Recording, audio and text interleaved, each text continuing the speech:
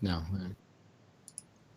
Hello and welcome to DCP episode number 100. Centennial. 100. Centennial, right? That's what it is. Yeah. That's a lot of podcasts. That is I'm a lot of surprised we podcasts. That's It's 3 actually digits. more like 200.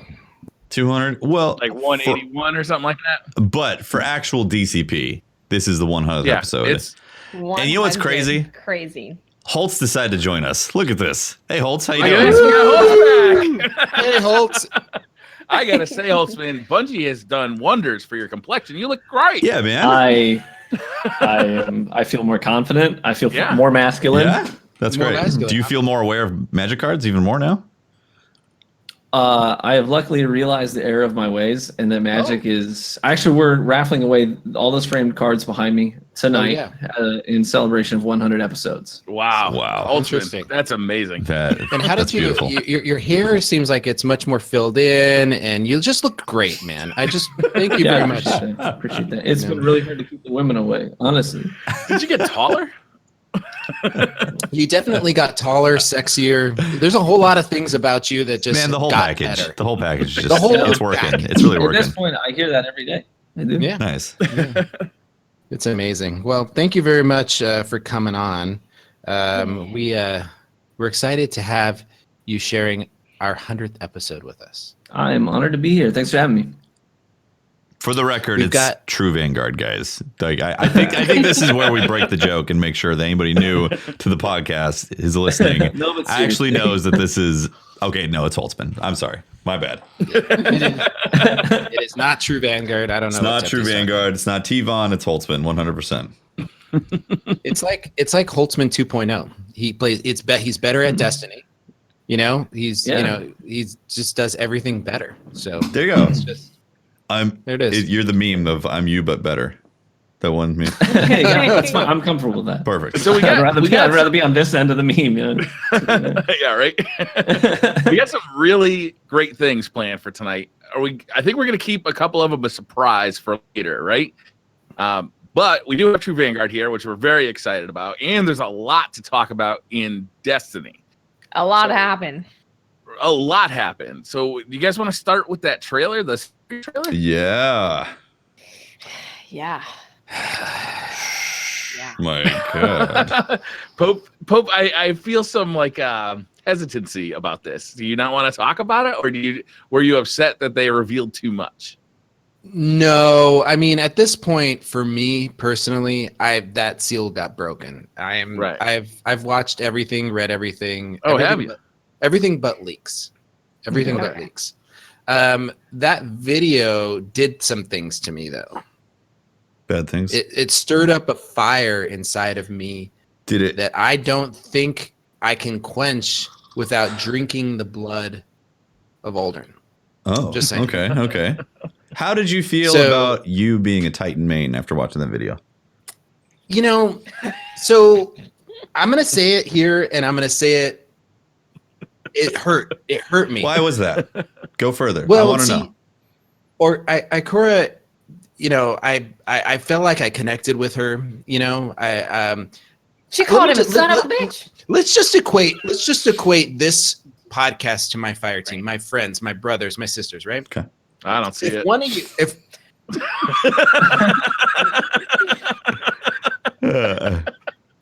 that hurt, if one of you was murdered, right, Cold-blooded. Yes.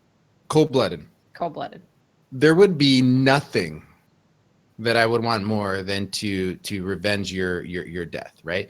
I would feel guilt in not being there, just much like Ikora, and then I would grab every gun in my arsenal and I would find whoever did it and get vengeance, right?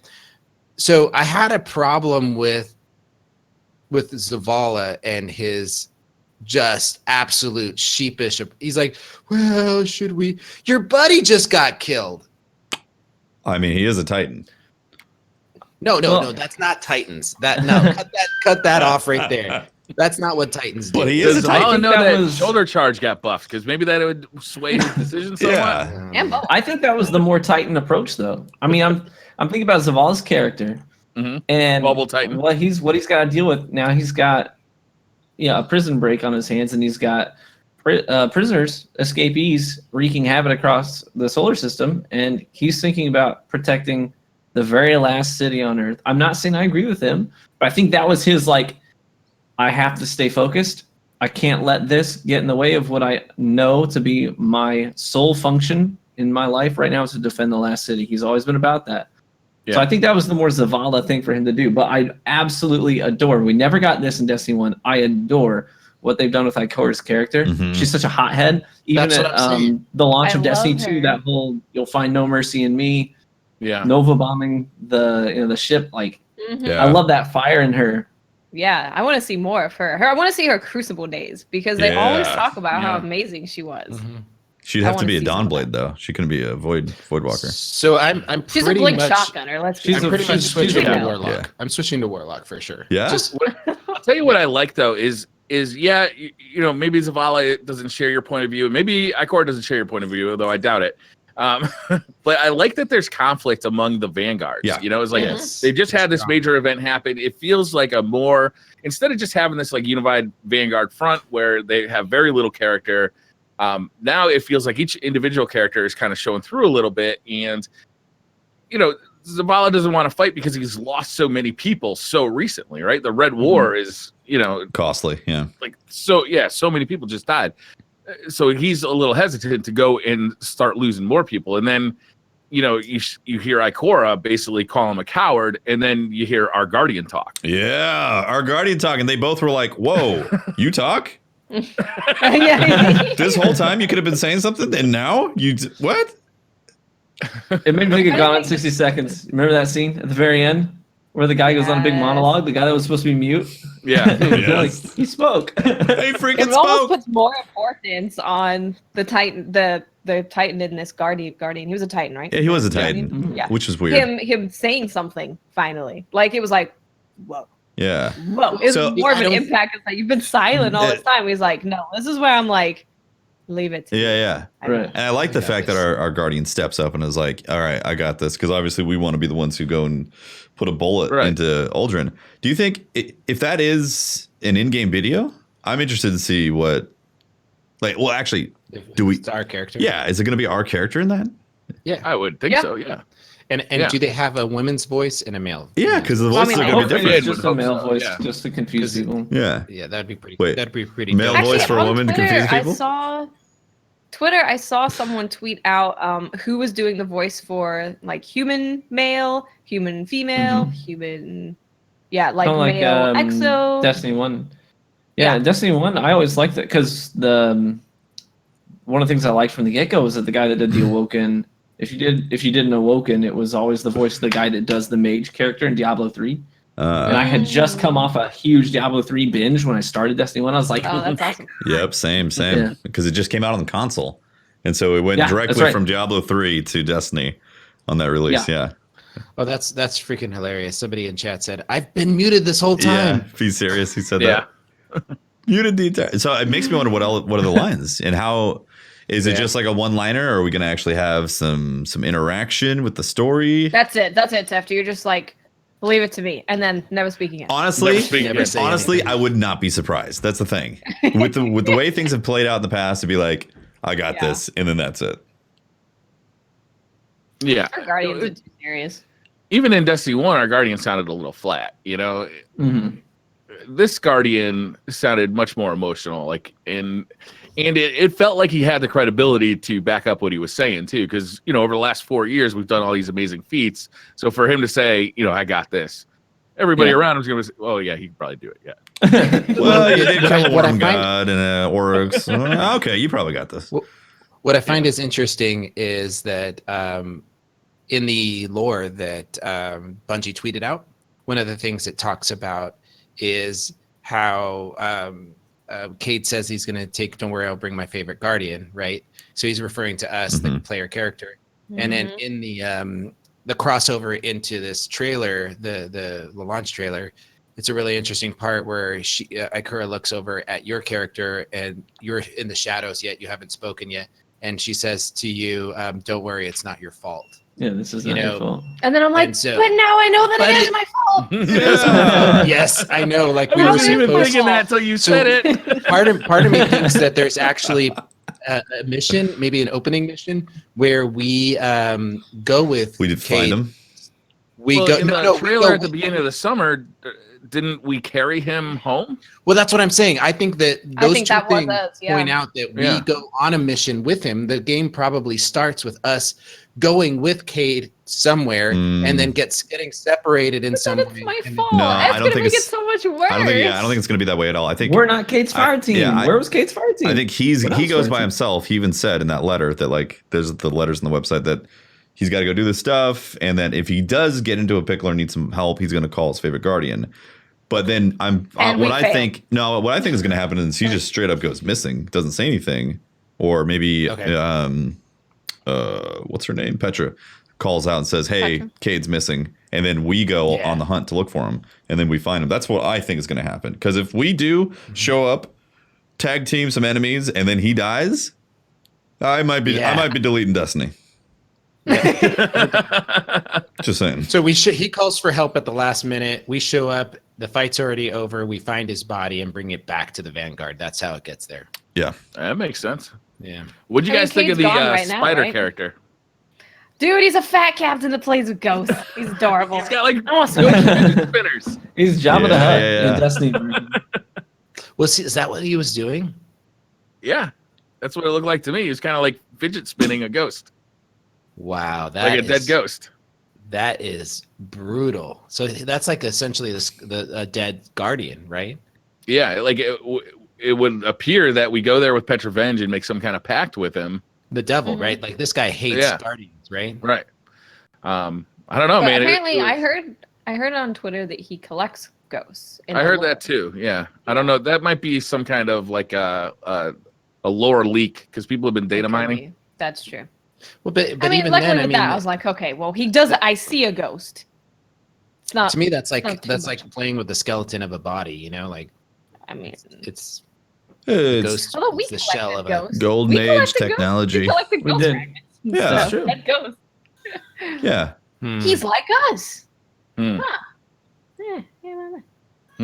I think he's. Yeah, we did go around collecting dead bodies, didn't we? Personally, when I saw that, I was like, okay, this is awesome.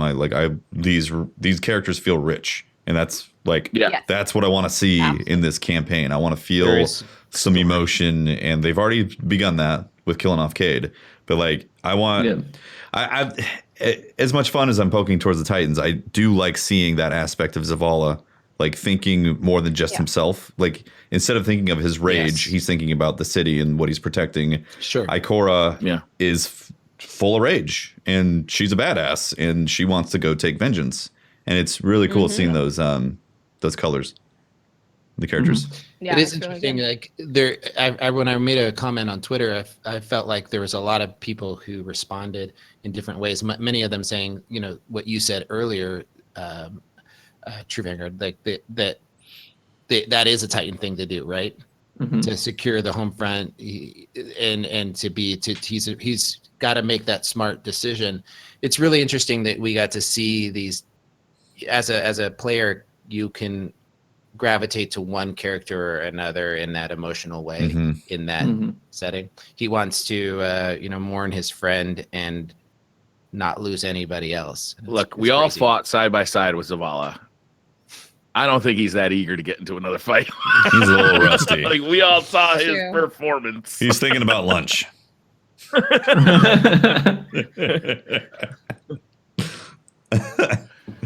That trailer, it got me over 9,000. It got me excited to be a hunter. I was like, I want to go be the best hunter ever. Yes, that's what I'm talking about. Where he's fighting, or just in general? What do you mean? Just losing Cade, right? Okay. And feeling that like I'm a hunter. That's my Vanguard. Yeah. You wouldn't understand Pope because you don't have the connection towards hunters like we do. So it's okay if this is confusing for you. Yeah, I'm trying to understand why you guys think that hunters have more of a connection to Cade than because he's a hunter, obviously. Vanguard. If you can't make that easy connection, then you clearly are disconnected from it. All right. No, I mean, I think that the connections about the fire team, about the leadership of I think there's a bigger, higher calling than this, simple class warfare that you keep propagating. That's No, pretty it much makes what it me is. it makes me feel a pride as a hunter, and it's like, okay, Cade, you went down, we got you. We're Briar gonna and get I, revenge. no, Briar and I here taking the high ground, right? No. This isn't about Briar will This not. is why I this love isn't about Briar. hunters. I'm not up here saying hunters are better than titans or better than I am not warlocks. familiar with this high ground that you speak. You've been spewing Titan propaganda for like 100 episodes, Lies. man. Lies Over and 100 innuendo. episodes, all right? Lies. We are all guardians tonight. There is, But there is I'm a hunter. Yeah, we're hunters. Look, one of our vanguard was taken down. We all stand up and respond. But it's me not a like little the bit hunter more because got I'm a this. hunter. I got a question for you guys. So now that obviously Cade's dead, there's got to be like a replacement for Cade, right? Who's that going to be? And I mean, in theory, is there like some rule that there have to be 3 vanguards? I don't know. Yeah, I feel like they might just change it up where it's instead of Yeah. having these pillars like there were in Destiny 1 in the beginning of D2, like I think the Vanguard just might be Zavala. Like he's handling that. Maybe Ikora moves into more like of the like speaker. Ikora moves more into the speaker position or something, and I don't know. I don't see Ikora ever being in that sort of position. I think that It's too hot. what we tempered, saw right? from her in the Osiris DLC and what we see from her now, it seems to me like I feel her feeling more and more restless. Mhm. I think with all the stuff that's happened and all the loss she's experienced, I think her character is just getting really restless.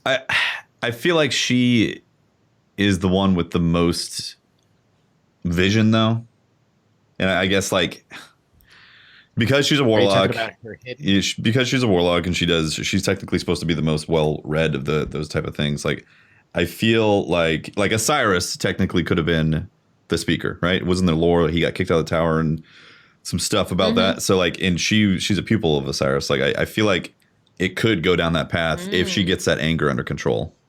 It's gonna be Trials of Ikora. Every now and then Ikora She's a comes in and chucks a crucible Nova bomb master. out of the sky into your like She's team. a crucible. Yeah, she's a crucible master. I wouldn't mind she's having her do amazing. announcing for Crucible. How fun would that be? Amazing. Ikora going off? That'd be great. I'd like to hear her say something like, Trials of sometimes you Ikora. just have to cut a bitch. And that's like one of her lines. Where every time you get a throwing knife, kill or hit. Yes. Sometimes you just gotta cut it. Aldrin, obviously, everybody in the Destiny community is got a itchy trigger finger right now to go and kill Aldrin. Yeah. Would you guys prefer to see Aldrin like die in this DLC, or would you rather see him kind of stick around and be a longer term player? You mean like and maybe bled out in a a dungeon? longer reaching bad guy? Yeah. No, what I'm saying is, Oh. like maybe we defeat him in this one, but he escapes with his life, and then we see him again in a DLC down the line, and then maybe a couple of years down the line he resurfaces again. Instead of killing him right like an now, arch enemy. yeah, like having somebody who's like a greater evil that lasts a little So- longer. Like Darth Vader lasts 3 movies. They didn't. Not like Darth Maul, who they kill in the first movie. So you see Aldrin Yeah. at the beginning, and each one of these content drops up until Penumbra give more Aldrin, and then in Penumbra we actually kill Aldrin officially. yeah, maybe in Penumbra we kill him, or maybe he sticks around for a couple of years. Maybe he becomes part of the Vanguard. We get buddies. And We go out and you get drinks. continue Oh, to heck no. seethe with hatred over the years about this guy. That Maybe you never he's- quite got your revenge on Aldrin. Maybe he starts the Dark Guardians that we've talked about, the Dark Light. Right? Maybe. I mean, there's definitely a hint to that, right? He's Yeah. picking up shards of the. Right. Yeah. That's Shards of the Traveler, and then there's Absolutely. like this black stuff in his eyes. So I would Right. love that, And then- Briar, like that concept of having him be like the source of your this guy, son of a bitch, I want to go kill him. But knowing Bungie's past and what they've done, I feel like he's gonna die by the end of that story. I don't know. I think the only way that they keep him around longer than this DLC specifically is if they escalate his status as a threat to the city. I Right. think that Right. currently he's just some douchebag out there at the reef that offended us by killing someone we love. But he's not like a world threat right now. You know what He's I mean? more. I and believe even it's- Zavala nods to that. He's like, he's not a threat to the city right now. Like, Yeah. Well, he's the more Reef than has their own he issues. more than offended us. He more than offended us. He enraged us. Right? He killed our friend.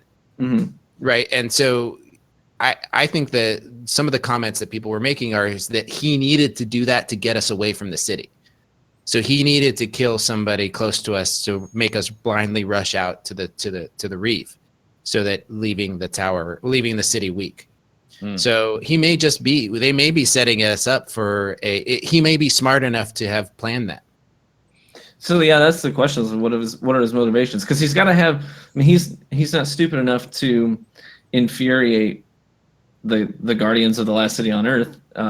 He knows our history. He knows. I mean, he was there at when his sister died in the battle. He knows our history with the orcs. He knows we're powerful, so he's not going to lightheartedly or flippantly try and start a fight, pick a fight with us. So what's his end game? Though. It's got to be big. Here's the thing, though. I think what's going on though is that his sister. It's going to be disappointing. We see his sister in the video right there. So is she really exactly is she real, or has he actually gone completely nuts? Because if he's gone completely nuts and all those things nuts. that you've just talked about, I'm on the nuts, but yeah, you're on the nuts, right? Everything that you talked about, everything that you just mentioned about rational, like, would he actually do this knowing that we can actually kill gods? He's like, of course not, unless he's crazy. He's become a crackhead, and he's on the nuts. He's on the nuts. He's on the nuts. He's got a certain fire in his eye. He's seeing his sister, and she's not there, but he's like, "Hey, sis," He's distraught, right? He's seen all of his friends die. He's seen his sister die, all in the defense of this puny. No, Pope. No, you don't get to play devil's advocate for Aldrin. Yeah. No, Aldrin's got a right to be mad at us. Period. No, right to be mad got at a us? right. Yes. Do you remember D1 Vanilla? He's like, "Oops, it's broke. Son of a bitch, I'm gonna smack you." He was mad at us from the why? beginning. He was being a dick. No, he knew that we were bad news. No. He knew that we couldn't handle the power. He's been pissed. The universe every quarter. He's been pissed at us because we got chosen by his sister instead of him. That's why. So that's right. This is a family thing. So he kills Cade. So you know what? He's in love with his sister and wanted us. Clearly, we got to end him. We got in the way. He's been poisoned. His brain is foggy mush. It's full of crackhead mush. So we got to kill him. No banging your sister in Destiny 2. That's not allowed. Yeah. Off. I don't think I was implying that, but yes. Oh, my bad. Okay. So anyway, with him, I think that there's a very strong case for him losing his mind. Yeah. And that he's crazy. He's on the nuts. He's on the nuts, man. He's on the nuts. All right. So we also got some news about the future of Destiny 2 going into year 2. So exciting. Yeah. All of them look amazing, honestly. Yeah, it looks pretty good. So most of this stuff, this has to do with, the future of Destiny 2 past the Forsaken DLC. Yeah. And they outlined, some of the stuff that's going to be coming in the next few months. So obviously August 28th is past. September 1st, we're getting the Gambit 24-hour trial. Mm-hmm. September 4th, we're getting the Forsaken launch. September 14th, the Last Wish raid is coming out. On the 18th, Iron Banner returns with a new Crucible map, Convergence. Hell yeah. Yeah. And on the 25th, new Crucible mode Breakthrough is released with another new Crucible map, or new Crucible maps, plural. Hell yeah. Yep. In October, we get a Festival of the Lost with a twist. Probably where we're remembering Cade, because dead people. Yeah, dead people. That's a good point. Yeah. Yep. And then they have this little icon that says "and more," including weekly playlist updates, the evolution of the Dreaming City, and additional surprises. I think my favorite thing on this whole list is "and additional surprises," because that just makes me think of like those little hidden gems that bring so much joy. Like Whisper the Black the Spindle quest. And they know how much we love that stuff. I think they're going to add more and more of those types. I would like to see them lean into that because it's really fun. It is fun. It is fun, and it excites and it invigorates the community. We haven't seen that in a while. And the Whisper of the Worm really highlighted it. Yeah. And then in December, so this list is broken out into two pieces, right? There's the free seasonal updates. So if you own Destiny 2 for any version of Destiny 2, you're going to get all of the seasonal updates. And then if you own the annual pass, that you can buy, starting in season 2, you kind of get the annual pass updates. So in December 2018, we get the Season of the Forge. So all this stuff is going to be a free seasonal update. Heavy machine guns return, new weapons, new Crucible content, Iron Banner, gameplay updates, and seasonal ranks, and an event at the Dawning. Yes. BTR Dank. I want it. That's all free. BTR Tank. I want it back. You know how good the Dawning has to be to get the name of that thing out of the gutter? Oh, yeah. I'm sure it'll be great. And then, so if you have the annual pass, then you get the Black Armory in December. The Black Armory is so exciting. Continue. Oh. It's very exciting. The description for the Black That Armory sounds so is exciting. discover weapons of light and fury and add the Black Armory's treasure to your legend. So you get access to the Black Armory, new forges of the chain activity. They're using that word forges again. I hope they realize What we what think that we means. think of when we say forge. Exactly. Yeah. Mhm. We're getting a new raid lair, new exotics, new legendaries, new triumphs and collections, and bonus rewards. So the way that they described Black Armory was imagine these amazing craftsmen, like the best of the best, and they make the most notorious weapons in the universe. And in the Black Armory, we're gonna get the ability to go into that vault and get our hands on the best Golden Age weapons. They said Golden Age Yes, specifically. Yeah. Yes. That sounds so exciting. So my question is, so we're entering into this armory, Watts, right? That's what it But showed. in that armory, do we also find the tools in which they've made Yeah. these weapons? Maybe. Something maybe called Forges of the Chain. See, here's the thing. Curse of Osiris, they did the forge thing. It was like, oh, this is really cool, but it just ended up being locked roles for things that they just print out. They really have to. We have to have this experience where we feel like we're collecting the parts to make these weapons, and a little bit of a formula involved to make it feel like a forge. And if that is the case, sure. that is going to be incredibly exciting. And maybe, who knows? Yeah. Maybe it's a new rarity that they put in. Like with Borderlands, they did Seraph weapons and Pearlescence. Pearlescence were technically higher than legendaries. They weren't always better than legendaries, but they typically had like unique properties that could only be found on there. So I don't know if they're going to go down that route. I would think it would be interesting to see, Legendary Plus or some sort of rarity change in that sense that is exclusive to the Black Armory. Yeah. But I just don't want to. Yeah, it's gonna be black. Yeah, I don't want it to be like, well, here's its thing, and it's these locked roles, and it's just like, well, it's another place that you get like 6 different weapons from. Yeah. Yeah. I don't hope want it to it- be I hope here's it's the like exact a same grind- model. Go ahead, Watts. Like Sorry. I just because so in these things we're not getting like cutscenes and a full fleshed out story, right? They're not doing that anymore. Right. They're doing more end game stuff. I hope that for this is like these weapons are amazing and you have to go on a really lengthy quest to hard to get. unlock them. Yeah, Yeah. that's what Absolutely. I would love that. It's gonna be really disappointing if they're just reskin versions of old weapons. They're just black Yeah. versions of old weapons, right? Better not be. Black Thunderlord, yeah. Black Thunder. Yeah, seriously. Can't hear you, Pope. You're muted. Thunderdark. And Sorry, we're keep- getting a new raid lair. Sorry, so keep that- coughing. Wait, Pope was saying That- something. Go ahead, Pope. Oh, you're muted. Still Oh, you're muted. muted. You're muted. That's why I couldn't hear him. 'cause There he was it muted. is. You're like our guardian.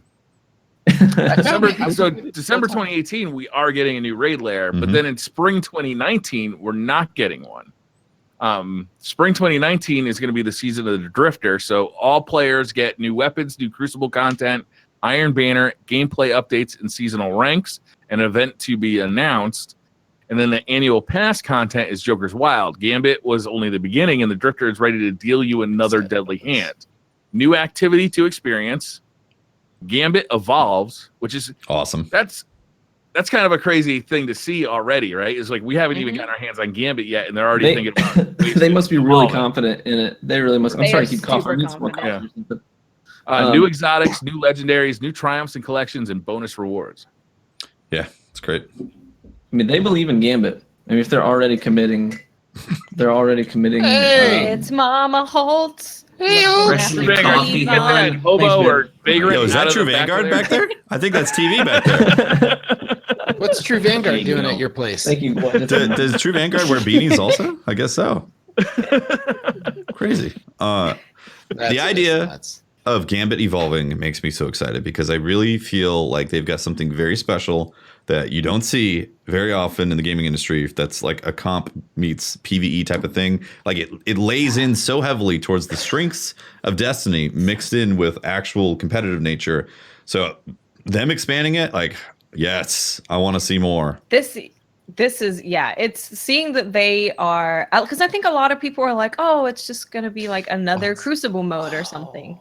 But they don't realize that they have a full team dedicated to Gambit. Awesome. Like there's a full Gambit team at Bungie. They're evolving it. It's super exciting that they're being a part of this. And they said that during the Forsaken story, we're going to get to know the Drifter a little bit, but this is really jumping into his background and what his motives are and all that kind of detail with the Drifter. Yeah.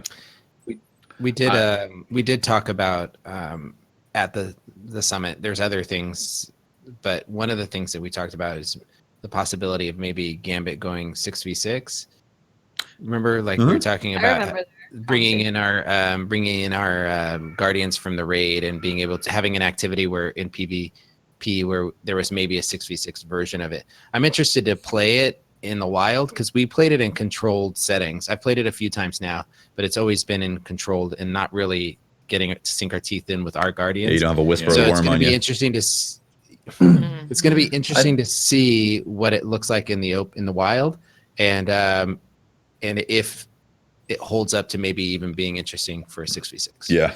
I think a lot of base mechanics would have to change if you were going to do 6v6 with Gambit, because the way Gambit is right now, and I've had the luxury of playing Gambit several times now. I think Watts has too. She can speak to this as well. But I think its core design is around that number 4 because of the roles, even when it comes down to how many simple mechanics, like how many motes it takes to summon a portal to go through. I mean, all of that is sort of focused around this number 4, and the roles would have to change dramatically. If you're going to have 6 people, you're going to be fighting your teammates with 6 people in a PvEVP activity. There's not going to be a lot of PvP for you if there's 6 people.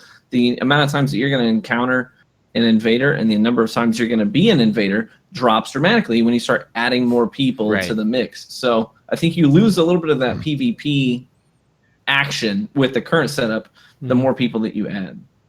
Yeah, I can agree with that.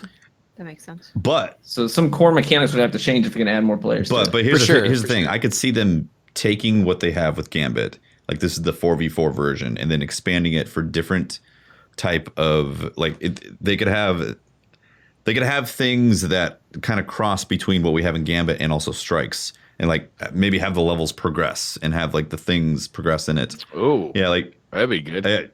So what I was thinking, that's exactly what I was thinking, Tefty. I was thinking more of like, remember Battlefield, how they have the larger maps where there's different choke points where you play up against it. It's a PvE environment, but it's PvP, and you fight into a segment, and then once you beat that piece of that map, there's a new spawn point further back, and to get to win. Rush, right? Yeah, they call it game mode. That's right. I was thinking something like that. An expansion of the concept of Gambit, but in a 6v6 format. So yeah, I'm right. I'm with you, Tivon.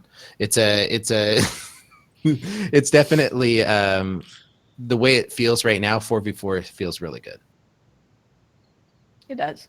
Can't wait to play it. Feels great. Yeah. Saturday. So that's spring 2019, and no raid lair spring 2019, but we are getting another update in the summer of 2019. The free season update is not named. Redacted. It's literally season of redacted. Literally redacted, yeah. New weapons, new Crucible content, basically all the same stuff. Iron Banner gameplay updates. But the annual pass content is called Penumbra. Only the brave will learn what lurks in the shadow. Only the strong will survive its teeth. New activity experience, new raid lair. So that'll be the second new raid lair of the year. New exotics, new legendaries, new triumphs, collections, and bonus reward. Sweet. Yeah, and this was described as like, so all those mysteries you like, we made a DLC that's that. Like, okay, so they're basically just telling you the very basics of what it is, and the rest is like, here you go, guys, figure it out. Awesome. It's mystery. And then the Vidog, the Vidog, however you say, they showed like Callus statues and a Callus door when they were talking about Penumbra. So it's super exciting to me that if we're going more in depth to maybe Callus's story and what's going on with him, I think that would be really interesting. Yep. Even the name of it, like, is shadows and mystery. Penumbra, like the definition in the dictionary, is the partially shaded outer region of the shadow cast by an opaque object, right? It's like it's all about like shadows and mystery, and like the name itself is pretty good. Yeah. I like it. Yeah, the name is cool. It's exciting. It's super exciting. I think it's awesome to have Pope. You're muted again. It's great to have an entire year of stuff that they're already putting stakes in the ground to look forward to. Mm-hmm. With also Forsaken being so exciting around the corner, but then also have like, oh well, it's not like it's just going to be Forsaken and then a whole year of a drought or something. We got things that we're not knowing. Yeah, not like we know there's a DLC coming in December, but then we don't know, is there going to be a spring DLC? Is it going to be a spring update? Is there, are we going to wait till next September for another? Like, we know exactly what's happening, and a lot of people have been complaining about the annual pass because you got to pay $40 for it, $30 for it, but at least you know what's coming. Like the roadmap is laid out, and to me that's a nice change. Yeah, I'm also really curious if that with this seasonal pass, right, with this annual pass thing that they have set up, it's supposed to take on the new funding formula for content, right? If we see Tess change her approach to in-game content, I would like to see. I was hoping that I'm excited about this annual pass because if that is the case, that we see Tess change how she is viewed in the game, I would love it. I'd pay for that money up front if I don't have to worry about the community being so toxic around shit being sold in Eververse. I feel like it's inevitable. That's a funny way to put it. Yeah, it'd be great. Blame that one on the community there, Pope. No, I think there's a lot of opinions. Well, not blame it on the community.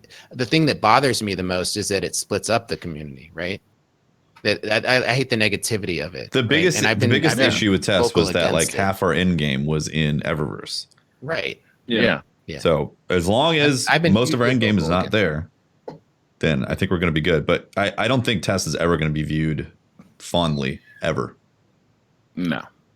And I'm hoping that this means that they're doing away with it or they're lessening her role hugely. I think if that were true, Pope, they would have said it. Yeah, they would have openly been like, we killed Tess.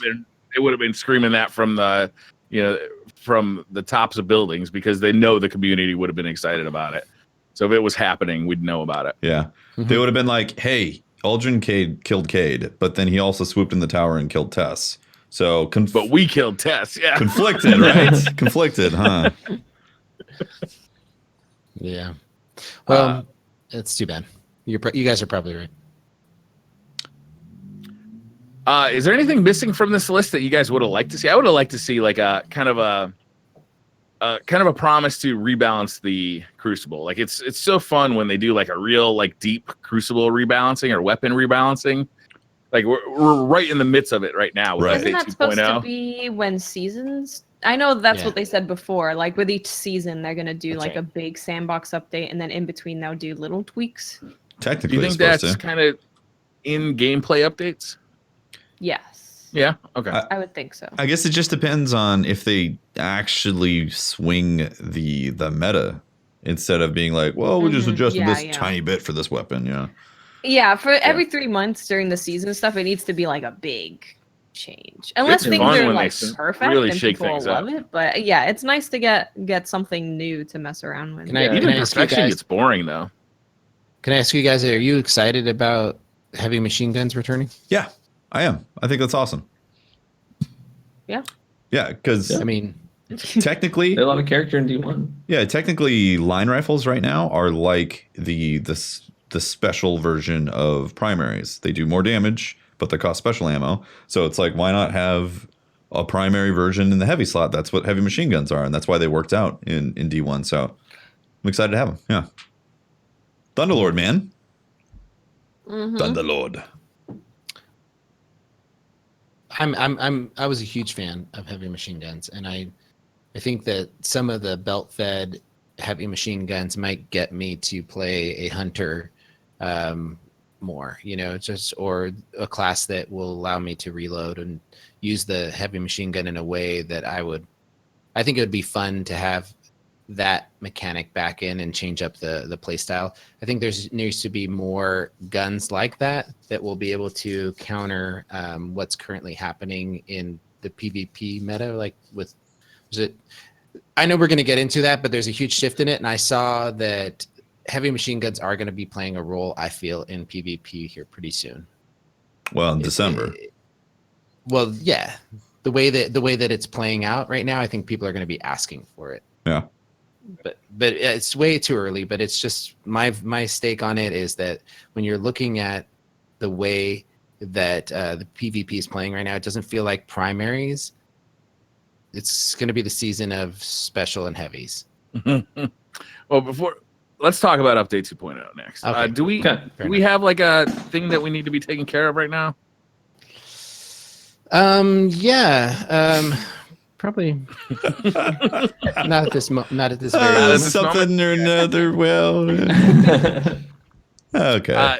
Pope, you went onto the Patreon and you asked, people kind of, it was our 100th episode, and you had asked for kind of people to tell their stories about, DCP and what DCP has meant to them over the days. And I got to tell you, there were a bunch of responses, and we're not going to read them all out loud tonight, but we're going to read some of them. And I got to tell you, they were pretty nice. So I'm going to read the first one. This is by Dan Hergenrother. Hergenrother. He said he's been listening since the PD days. I usually watch on YouTube since I'm rarely home Thursday nights. I love listening to you guys while I'm mowing my lawn or grocery shopping or cooking or whatever.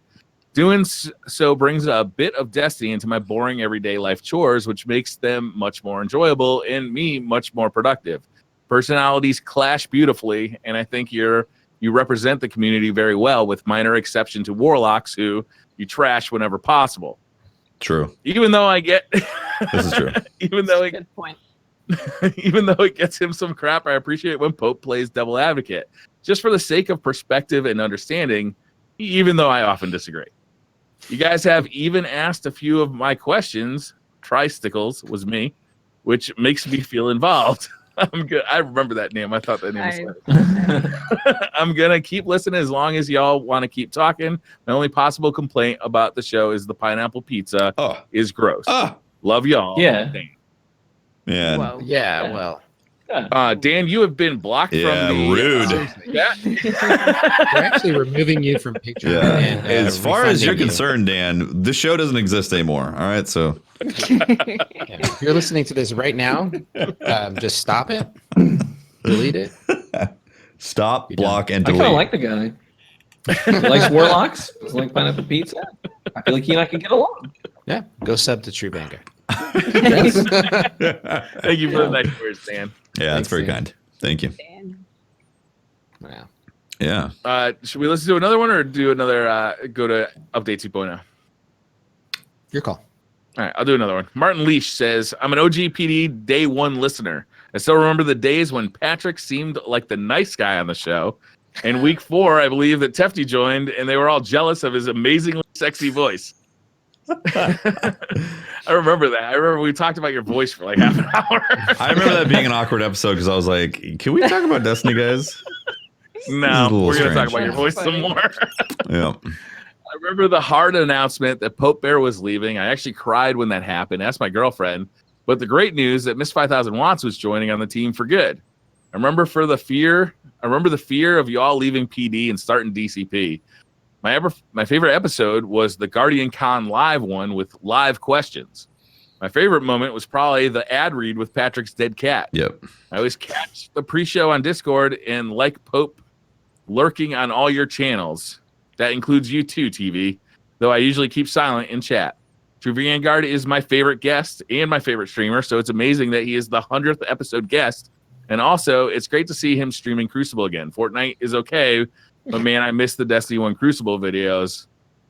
Thanks for all that you guys do, and I look forward to an amazing D2 year 2 with you guys. It's very nice. Bart. What was Very the nice. name on that Martin Leash. Don't tell him. Don't tell him. Thank you so much, Martin. Don't tell him. He's all right. You're just here, just like, okay. Well, if I see him around, I wanted to thank him. It was really kind words. Yeah. There's a reason why we had you on the show for the 100th episode, T-Bon. Yep. Yeah. Yeah. Because we couldn't get Enkuch. Yeah. I love your humor, Briar. Especially when it's directed at other people. I mean, Briar just asks himself in every scenario, how can I be a douchebag right now? There it is. Here it is. How can I douche this up a bit? there's not enough douche in here right now. That's amazing. Guys, we should talk about update 2.0. Yeah, 2.0. So Let's do it. a lot's changed, right? Oh my God. Like everything. So Crucible is going to be a big discussion. So let's talk about PvE first, because I think we can all pretty much agree that PvE is like night and day different, right? Yeah. Night and day. Yeah. I mean, ammo economy, Well, weapons. I mean, they literally changed like all the colors in the game. Like one of the patch notes is adjusted contrast and saturation to match Forsaken theme throughout Destiny 2. Yeah, that too. I was like, oh, they literally changed every part of this game. Every pixel has been May adjusted. as well just put a 3 on the box. It's Destiny 3. It's Destiny 3. It's not a reskin, man. Come on. But PvE feels amazing. I don't know how much PvE you guys have played, but like Very little. Okay, so you can rock a shotgun, you can rock a sniper, you can rock a primary. You kill an enemy, and it's so weird to have this feeling, thinking about D1 and versus right now with it changing, to actually see an enemy crap out 2 energy blocks and a heavy brick and be like, I can actually use my weapons. All of them. I can use all my weapons. Yeah. And you can think about the encounters you're going to get into and set up your loadout to maximize and have fun. It's like, Well, yeah, I mean, Much the better. options you have in front of you are, I mean, it's way more than you had in Destiny 1. You can It's put fun. any type of weapon essentially in any slot you want. And, you know, if you want a sniper primary, you can have that. If you want triple snipers, you can do it. yeah. But I really like how they did the ammo economy, because I actually didn't anticipate what kinetic specials were going to play out like, but they just they split it up so your actual equipment boxes are separated from the ammo economy. So it'll take from either special or kinetic ammo, regardless of which box it's in, and that's really smart because I was worried that like, well, I'm not really going to be able to use Polaris Lance now because it's energy or something like that. And no, Polaris Lance Takes white ammo. Yeah, in the special slot takes primary ammo. So it's very smart, and it feels like a better version of Destiny than what D1 was, which is awesome. It's what they said they wanted to do. They wanted to get back to what we liked from Destiny, but innovate to make it Destiny 2 and move forward. Mm-hmm. It feels like they succeeded. I love this. Yeah, I think they did great with this. It's a still lot of early fun. days, and we're still playing with the year 1 weapons. Yeah. But man, I like everything I've seen so far. Like, it's Except there's another thing. I feel more confident as a solo player to go into encounters. Yes. yeah, I would imagine. Exactly. Like your damage output, I feel like has gone up as well. It's not just that though, Briar. It's not just damage output. It's about the way that you can design your character and know that you're going to have ammo.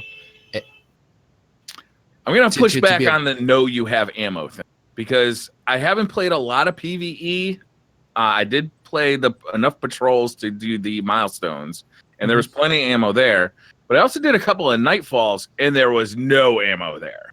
It was white ammo or bust. I ran out of special and heavy halfway through the strike and never saw it again. That's got to be a bug, Interesting. because I didn't see that from my experience. Also, heroic enemies, yellow health bar enemies, are no longer like a required heavy ammo drop. yeah. So, like, maybe this will change when Forsaken comes out. Like, this is a weird week, and like, I don't want to make any like huge judgments based on what I'm seeing today in PvE. But I mean, I saw like just the ammo. It was worse than being. What did you play? Like you said, you didn't play a ton The of it. Nightfall. So just the Nightfall. TV. Yeah. with- Let me Played a throw this couple of out there. Nightfall rounds. Have you seen some of the armor perks that people are getting on some of the armor that Right. has dropped this Yeah. week? Yeah. Because some of it literally says More Drop ammo. more higher drop rates for special ammo. Yeah. Yeah, so we're not going to see the full maturation of the sandbox until we start. Right. Yeah. So we're still just getting one TV. I saw one that said you get more when you pick it up. Is there one that's got higher drop rates? There's definitely higher drop rates. Yeah. Yep. Oh yeah. There's also more reserves as well. You could potentially like stack those then. Yeah, like I was thinking how if that's the way you want to play. Yeah, I was thinking it's how sort of just gauging risk reward. Yeah, exactly. I was thinking how it wouldn't really make sense to do like, all snipers or all shotguns because of the ammo economy. But if you stack armor pieces that just drop more, give more, have more reserves for those weapons, then you technically could do like a shotgun build for PvE, which is fascinating. Or if you're just goofing around in patrol, there's so much ammo dropping in patrol that you could easily do. Like if you just wanted to practice a sniper, you could just load up on 3 snipers and go out there and snipe. So I will say that I did not experience that issue, and I played quite a few strikes, and I think there is some sort of bug that'll happen. I noticed in like the Infinite Forest, there were times where just no enemy would drop any ammo whatsoever, and it seemed bugged. It didn't actually seem intentional. And then there's other times where they're literally just dropping like multiple bricks of heavy, multiple bricks of energy. Like I didn't feel like I was worried about my ammo like I have in year 1 of D2. The whole time it's like, oh, don't use that heavy, because you're going to have to spend an extra 2 to 3 minutes using primary ammo to take down that boss if you use your heavy right now. Right. So don't be that guy. Don't be an idiot about your heavy. Now it's like, oh, use a shotgun here. Use a sniper here. Primary here. It's like, it feels so refreshing. It's like a breath of fresh air. Even if you still want to hold on to your heavy, having a more powerful special weapon or secondary weapon, like it just allows more breathing room instead of just plucking away at somebody with a primary weapon for forever. Like those yellow health bar guys that have shields, it could take forever. It'd take a few clips to take them down. Yeah, it's a lot better. I'm very happy with it. Aside from PvP, anything else that changed that we want to talk about? Oh, we're getting weapons from Forsaken from the Flashpoint, which was a mistake, right? Yes. Yep. Yeah. It was a mistake, and a happy one. Has anybody been able to equip it? I haven't. Some people have. Yeah, so you can equip the armor. Really? You can equip the weapons though if you put it. Somebody said if you put it into your vault or put it in. No, you basically had to trick the game to thinking you were a lower level. Yeah. So that it would drop at a lower level so that you could equip it. Yeah. Oh, got it. So if you were at 385 or whatever when you got it, then you probably wouldn't be able to equip it. But if you were at 382, then you might be able to do it. Mm-hmm. Yeah. Yeah. I got an auto rifle with like a pretty mad roll, and I was like, man, this is awesome. I got an auto rifle that I could care less about, that is going to be different every time. Well, I mean, most of the times when I get it, until I've gotten like 20 of them. It's just cool. It's cool to see that stuff return. I also got if you get exotics right now, they will come with random rolls. Yes. I got a the armor will, not the weapon. Yeah, sorry, the armor. Yep. I got a Dragon Shadow that has unflinching on snipers. Ooh. Yes. Interesting. Yes. Yeah. I was happy to see that. I can't wait. Yeah. Can we talk about the Crucible Let's now? do it. Let's do it. Because as soon as you saw it said unflinching on a sniper rifle, I mean, it's so much fun being able to equip a sniper rifle as a secondary weapon and actually use the thing as opposed to do what you want. Yeah. Yeah, as opposed to waiting for heavy ammo to pop up and be able to pop off a few shots and hope you don't, die before you use it all up. Yeah. Every time you spawn in, you get a couple of sniper rifle shots, you get a couple of shotgun shots, a couple of fusion rifle shots. And you're taking shots you wouldn't normally take. Exactly. Because you're not worried about your ammo. Exactly. If I miss a miss. Yeah. Who cares? Yeah. Yeah. Like hot takes, I'm absolutely loving the changes in Crucible.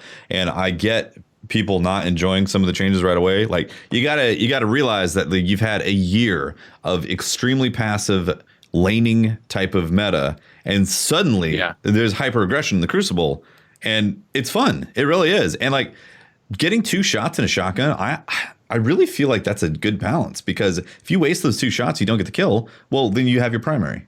You have to play a more passive game. Yeah. Like that's the cost. Makes of it. you think about the shotgun you want to use too. Do you want to use like a really high damage, high range shotgun that fires slower, or do you want to use something that fires a little faster but doesn't have the high damage, like a Hawthorne's or a Balignan, right? Like where you're making that trade off where you might fire those first 2 shots and get 1 kill.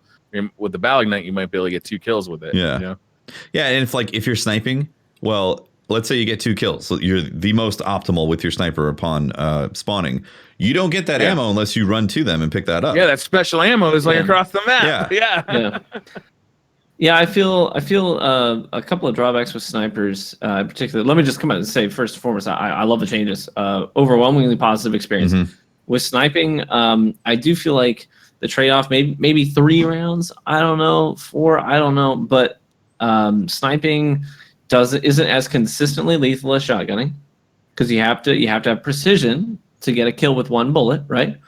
And then the flip side of that is if you're using a sniper rifle correctly, you're probably not going to get your green ammo because then you have to sprint over there and pick it up. And in my experience today, most of the time when I was using a sniper, my teammates were getting my green ammo. Right.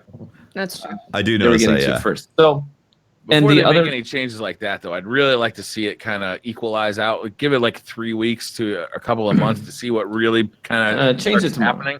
If I said it's a problem, it's a problem. Change it tomorrow. I'm totally kidding. Totally kidding. Sorry, T-Von. My bad. The other thing I didn't care for was I was using, for example, Frigid Jackal. Frigid Jackal is not a low impact sniper, but it's not the highest impact. But it's sort of like LDR of Destiny 1. And my beef was that I had this moment today where a guy popped his Arcstrider super and he was doing his dodging and he was coming for my booty hardcore. And I got this really crispy quickscope right to the head with Frigid Jackal and it did 150 damage. Yeah. And it didn't put him down. And before I could swap to my primary and finish him off, I was done. And I felt like, well, that doesn't make sense to me. I didn't care for that. Yeah. I feel like a headshot with that particular archetype on a roaming super, you should get rewarded for it. Anyways. I feel like I hear you on that. And like the problem is the super comes once or twice a game, sometimes 3 if you're like really slaying.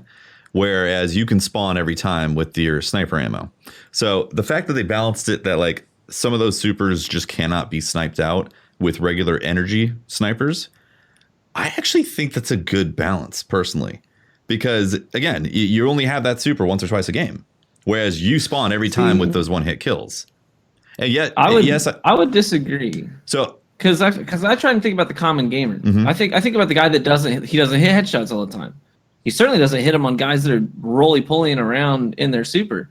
And when he sees that yellow number and he's like, I landed that headshot on that dude. I feel like, give that man a kill. So let's flip it then back to the common gamer of having that super. They pop that super and suddenly they just get immediately shotgunned or sniped out of their super every time that they pop it.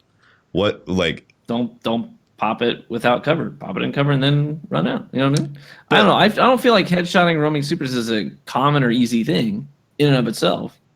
I don't know. That's kind of where I'm at. So I think I'm pretty sure if you have heavy sniper, it does kill him because it does more damage. It will 1-hit him. So if you opted to have a heavy sniper in there, like you could pull those moves off. I just think does the worm headshot kill a super? I'm pretty Whisper sure. of the Worm does. I'm pretty sure it does. It does. Whisper of the Worm does. Yeah. That makes sense because the TV boom cannon will obviously kill a super. The Acreus will kill a super. Like other heavies definitely are super killers. Mm-hmm. So you're asking for effective is any shotgun sniper right to now do that? on a super? Not that effective. Shotgun's very ineffective on a super. It's hard to take out supers now, honestly. Yeah. It is. Supers feel really strong. They feel really strong. Unless you're golden gun. Yeah. Yeah, you're paid. Well, that's a super against a super. I mean you can shotgun a golden gun easily or snipe them because they have no armor. I feel like the super is supposed to feel super. It's really special. And to the perspective of the everyday player, if you're constantly getting short stopped by shotguns because you can spawn easily, and that's the way it was with D1. You could, shotgun melee and take somebody out of Blade Dancer. Like that creates that annoyance there. Whereas like you get your super, it's supposed to be special. And let's say you get a sniper with your heavy, that's supposed to be special as well, so it should do more damage. It's like I think the balancing act here is allowing the specials to be powerful, but not to the point where it's literally the only thing that you want to use every single time.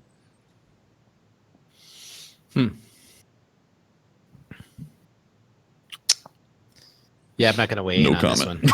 Well, I'll be honest with you, Tef, I haven't heard your opinion before, but it resonates.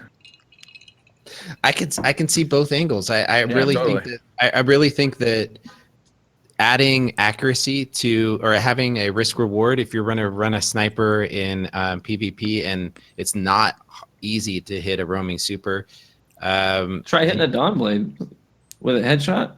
No, right, absolutely. You should be rewarded. I can reward see that player.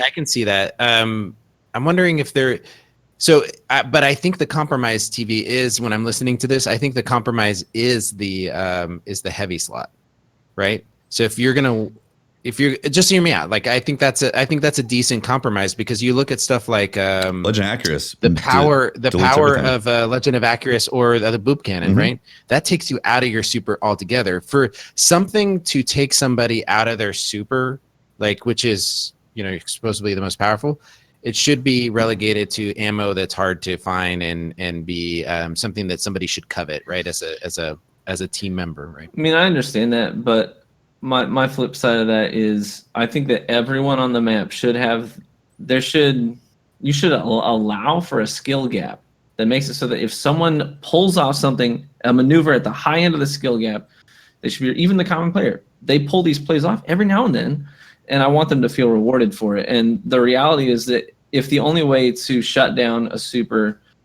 is to shoulder charge your teammate off the power ammo and get it for yourself, is to fight your teammates for power and to be the one that has it, I don't think that's a good system. I would love to be able to see players. It's a huge moment, right? Like when if you're not a top tier player and you do, snipe somebody, you do shut down a super.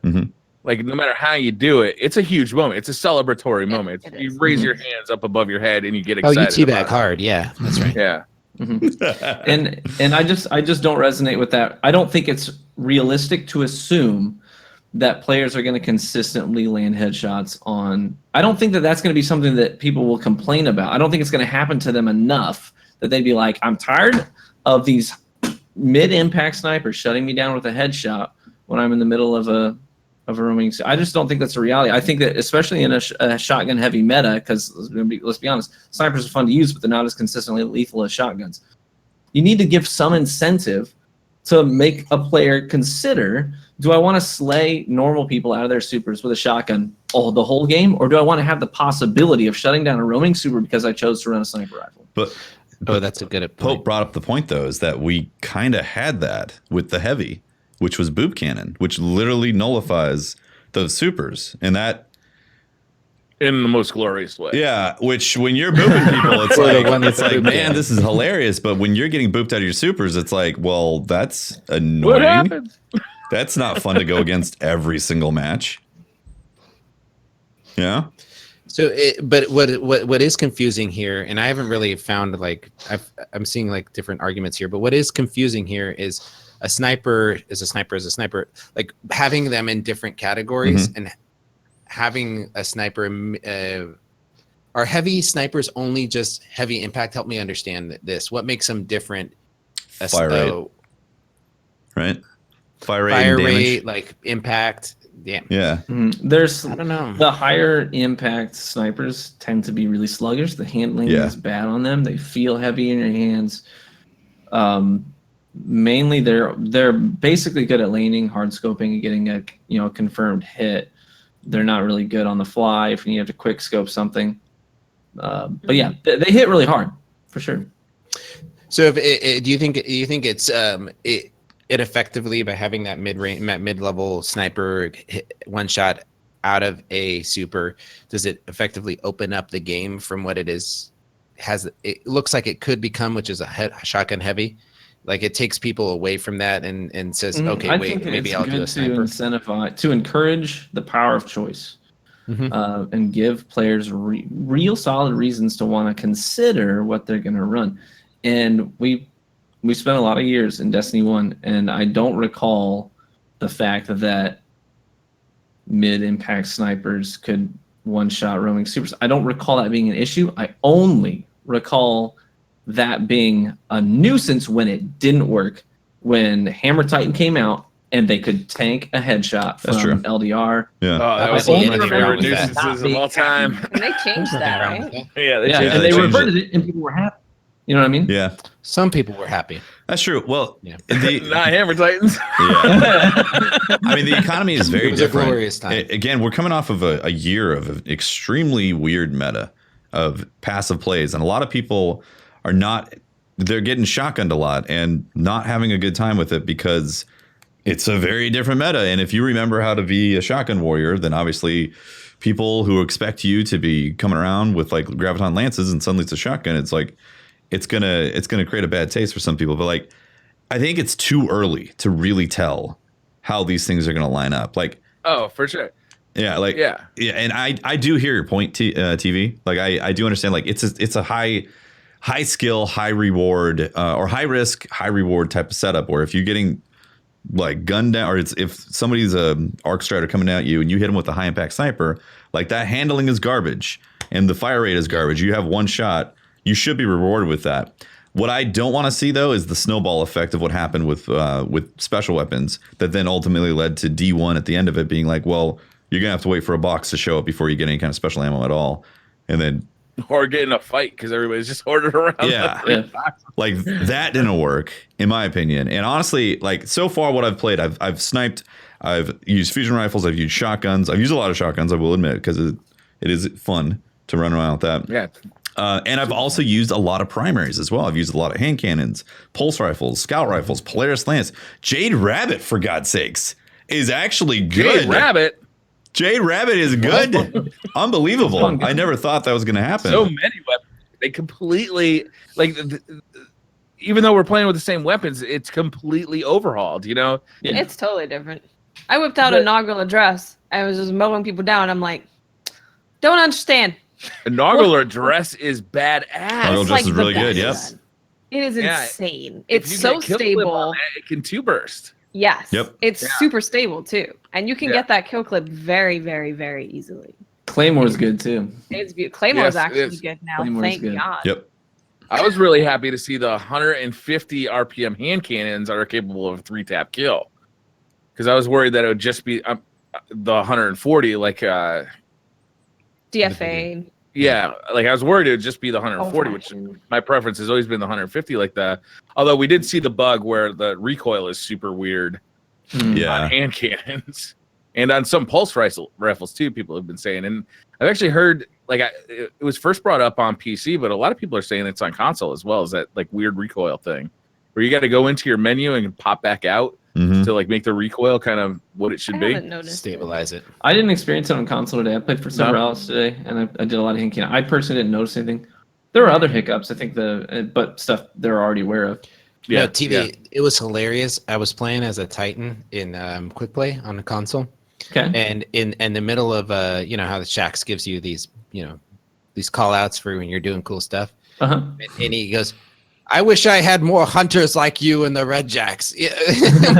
I'm playing as my Titan. Bro. I've had that Like, happen, yeah. Whoa! Yeah. He's trying to subtly suggest that you're on the wrong subclass. It's funny, man. Some of the little glitches are hilarious. Yeah. You know. 3-tapping with Have the you hand guys noticed cannon. any other? 3-tapping with the hand cannon is so nice. It feels good. It feels Yeah. amazing. It feels so much better. It feels like where it should be. Yeah. Right. Yeah. Like when you got a shotgun, like coming around the corner, and you pull off those 3 headshots really quick, and you see him die like right at your feet before he was able to pull off that shotgun hit. Like that, it feels really gratifying, Mhm. right? Yep. Yeah. For sure. You know, I just jumped backwards. Just jumped. Inner accuracy was boosted Inner across accuracy the was board boosted? on Yeah. all primary, like all kinetic weapons. Yeah. It feels really good. It just jumped Is back. it- is feels it- is so it- good. It's- Significant watts? Is it something? Is it to your Yes. liking? it's Is it to definitely your significant. liking? I can just jump up and someone's got no health, just tap them pretty much every single time. It's gonna hit them. Yeah. I Okay. can tell you throwing knives feel so cool right Do now. they? I haven't had a chance to Shotgun try rushers, those. I haven't tried them either. SMG plus throwing knife, even a hand cannon. But I had a couple of brief moments today off stream with Gunslinger, SMG, throwing knife to the noggin on people running at you, the shotty. They're like, Yeah. What did they change about the throwing knife? it does more damage now, It does. but either way, it feels good to shut down a shotgun rusher with it, because you're doing more damage, especially with like hand cannons. You get a high impact hand cannon, and you do one tap to the head. Like I run Sturm and Drain all the time, so just go one tap to the head plus throwing knife. That's back with high impact hand cannon. Nice. That's awesome. That's cool. So it's got to be the 110 RPM. Yeah, in my experience, I mean, you can fact check that, but I only had it work with a high impact. Yeah, I think hand DFA is like That's 70 to awesome. the head, so I imagine high impact would have to do it.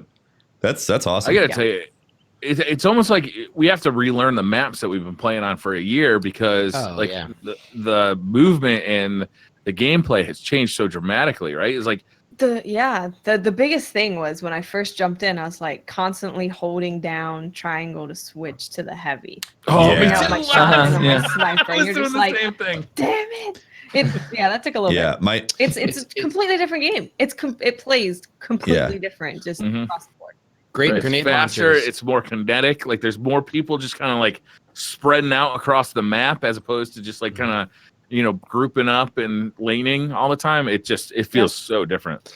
I feel like you can enter into a space, into a room with the grenade launcher.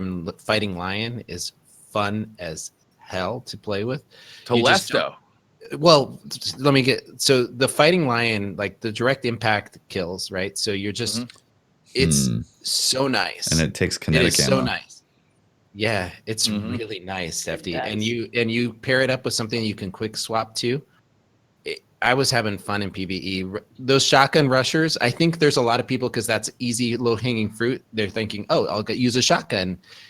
But I feel like that's going to settle down a little bit once they realize how many counters there are to them. Yeah, exactly. And also people learning how to counter them correctly.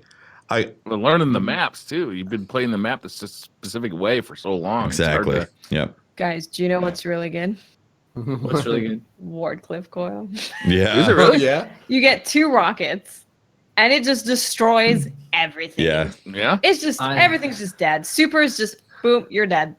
I've been using Wardcliff as one of my go-to weapons for a few weeks now. And a few weeks ago, I had a 6-man team wipe with one shot on the PS4 exclusive map Retribution, and they were all in the hallway.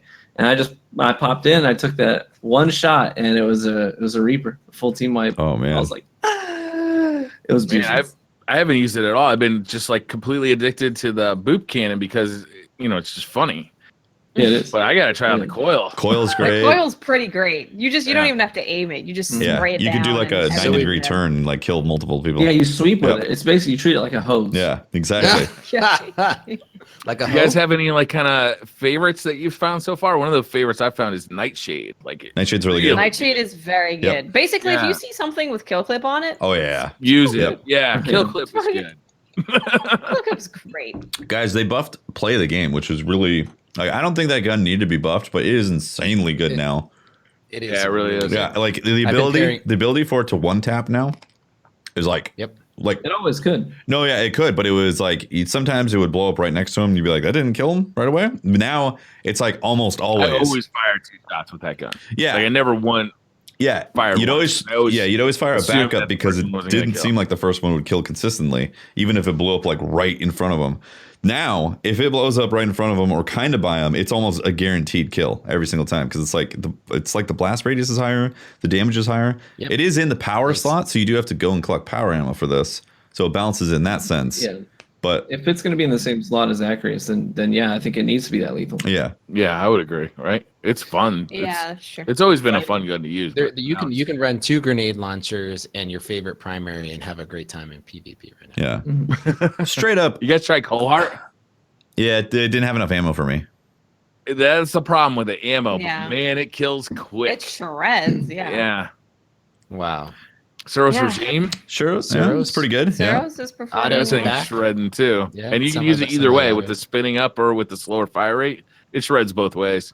I just, think- it's tough for me to get away from like a pulse or a hand cannon to use Suros. For me. Yeah. I'll be honest with you. I'm still using like my average game. I'm still using the coup. Like Yeah. The coup. The I coup's still great. love that fucking gun, man. I think my favorite. So I think the biggest change for me was inaugural address because that was just like from to wow. Okay, this is the best gun. Okay, great. Mhm.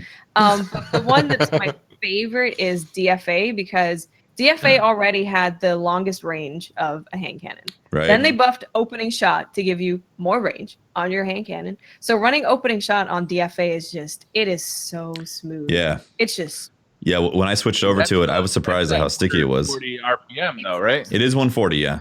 Yeah. It is amazing. Yeah. It's really good. That was one of my go-to weapons today was DFA Sniper. I really enjoyed it. Yeah. That's fun. So let me ask you, when you guys run DFA, do you instinctively like fire that first bullet and then switch to your secondary or to another weapon to finish it off, or you trying to hit you're trying to time it with both shots? Both shots. What do you mean, Pope? I just spam the crap out of it. I put the reticle right on him, and I start pulling that trigger. Yeah, I'm hungry for the 3-tap. I want to see 70, 70, 70. And it's so easy with DFA too. It's amazing. I'm just curious from players that are like higher skilled players. I'm just curious if that's I see people doing that in like clips of different montages and stuff. They'll weaken a player, like TV was talking about earlier, with one shot from a hand cannon and then the throwing knife. They'll weaken with a high impact. You talking about Nkuchen? I don't know. Hit him with the end cage. Yeah. Body shot, then a hand cannon follow up? Yeah. Something different like that. No, but I'm talking about like there's people playing, they were shooting with one bullet, switching to an SMG, and then interesting. Like that. I think the most classic one is the sniper. You're just boom, boom, boom. Yeah. But the boom, boom, boom for you is easy. It's so crispy. For me, have you used DFA? Yes. With opening shot. I hit boom. I maybe hit boom. I probably don't hit the second boom, and I hit the third boom, and then maybe the fourth, and by then I'm dead. So there's boom, boom, boom, boom, boom for me. Are you close? Well, because melees are strong. That's one of the big differences, Pope, right now, is that headshots, you have to hit headshots right now, right? Yeah. If you hit a body shot, like in the pre-update 2.0, like if you had a gun, whether it's a pulse rifle or a hand cannon or whatever, you could put like 2 bursts into their body, 2 bursts into their head, and you hit optimal time to kill, right? That's as fast as you could kill. Didn't matter. Now it seems like with the best weapons, you got to hit headshots, period. Like whether it's the inaugural address or a hand cannon, like you are super rewarded for hitting those headshots. And if you miss a headshot, your time to kill goes south, and you often will lose a gunfight. Like headshots have always been preferred, but they weren't as penalizing as they are now, right? Yeah. Right now. Right. And I like that change a lot. Do you guys feel like the skill gap is wider or about the same or less with this meta? Or with the sandbox? I'd say a couple of things. I think I don't know. So I think here's what I'll say. I think the common player can have more fun and get more kills. Why? Because shotguns are powerful and they're relatively easy to use. So I think it's good for the common gamer. They can go in, they can have fun, they can rack up some kills and feel powerful. But on the other end of that, I think there's also a higher skill gap because even like what Briar's talking about, you have to hit headshots. So people who are more accurate can shut down, shotgun rushers more easily, land their 3-taps, make clutch plays, and they've got ammo for weapons that make clutch plays. They've got that more regularly. I think that it's good for everybody. I really do. Yeah, I absolutely think so. There's been so many situations now where I can use my movement and the fact that I have, those 2 shots in my fusion rifle or my shotgun or whatever it is to take out multiple people by jumping over them and then shotgunning them or grabbing their ammo and dipping behind a corner and fusion rifle them. It feels, and especially with 3 taps on the hand cannon feeling so good, it just makes it possible to take people out before they take you out when you're fighting multiple people. And it's easier to manage numbers. Like it used to be, you come around the corner, if there's 2 people, by the time you're starting to melt guy number 1, guy number 2 turns around and you're in a 2v1 and you are able to secure kill number 1 in time to start dealing with guy number 2. Now I come around the corner and if there's 2 people, if one of them's not looking at me, I prioritize the one that is. I can have him dead before the other guy swivels to deal with me. I'm ready to deal with it. Or you could half the time it's 3 guys looking down sniper scopes anyway, so they have no idea you're there anyway. Yeah. Or what I was gonna say is you could slide around the corner, snipe the first guy, maybe that was your last bullet, switch to your hand cannon, 3-tap him. Where that It's that so much that would have faster. been a very rare moment in year one of D2. And inner accuracy makes a big difference. Mm-hmm. Like, does. especially with all these people trying to ape you. You just jump above them and they're like, oh, I don't know. And then you So- shoot them. I do have a Great. problem specifically with the PC version of Destiny right now, where people are using the macro to Titan skate. Yeah. These guys are flying around so fast, and they have access to unlimited one-shot melee kills with the shoulder charge and shotguns at this point. They are so fucking deadly, and they move so fast across a map that you can see them coming from, a good distance away, but you just have no time to get 3 shots off or even switch your weapons to a weapon that you can defend with. Like, I didn't really have a problem with Titan skating before, but now, like, I really think they need to fix it because players are moving so fast and they're using a macro to do it. So I hear you on the movement speed, but honestly, I didn't get shoulder charge that often, but I play pretty map aware. So if I see red on the radar and it's around a corner, I'm immediately thinking this could be a one-hit kill. So I'm already prepping either by A, I've got my shotgun ready, or B, I'm putting enough distance for the 3 These tap. guys, Tefty, can get in so fast that they're not on your radar and they're on you in like no time. They're moving so fast. I didn't I'm experience kind of that with at Brian all. on this one. Even on console, I got shoulder charged a lot today. I mean, a lot of my deaths were shoulder charge, even on console when people aren't moving super fast. So on PC, when they're basically on speed, it's amplified. So I could sort of jive with you on that, Briar. Yeah, I didn't get like, I haven't run into anybody yet abusing that, and I've played quite a bit, and I played a bunch of comp last night with like 4 hours of it, and You don't see it in every game, but when you see it, like, it's obvious. Like, this guy is flying around the map, and he's just shoulder charging or shotgunning everybody because you can't defend it. Like, especially if he's any good at using cover. Mm-hmm.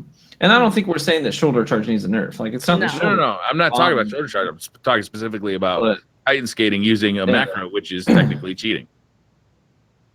Yeah.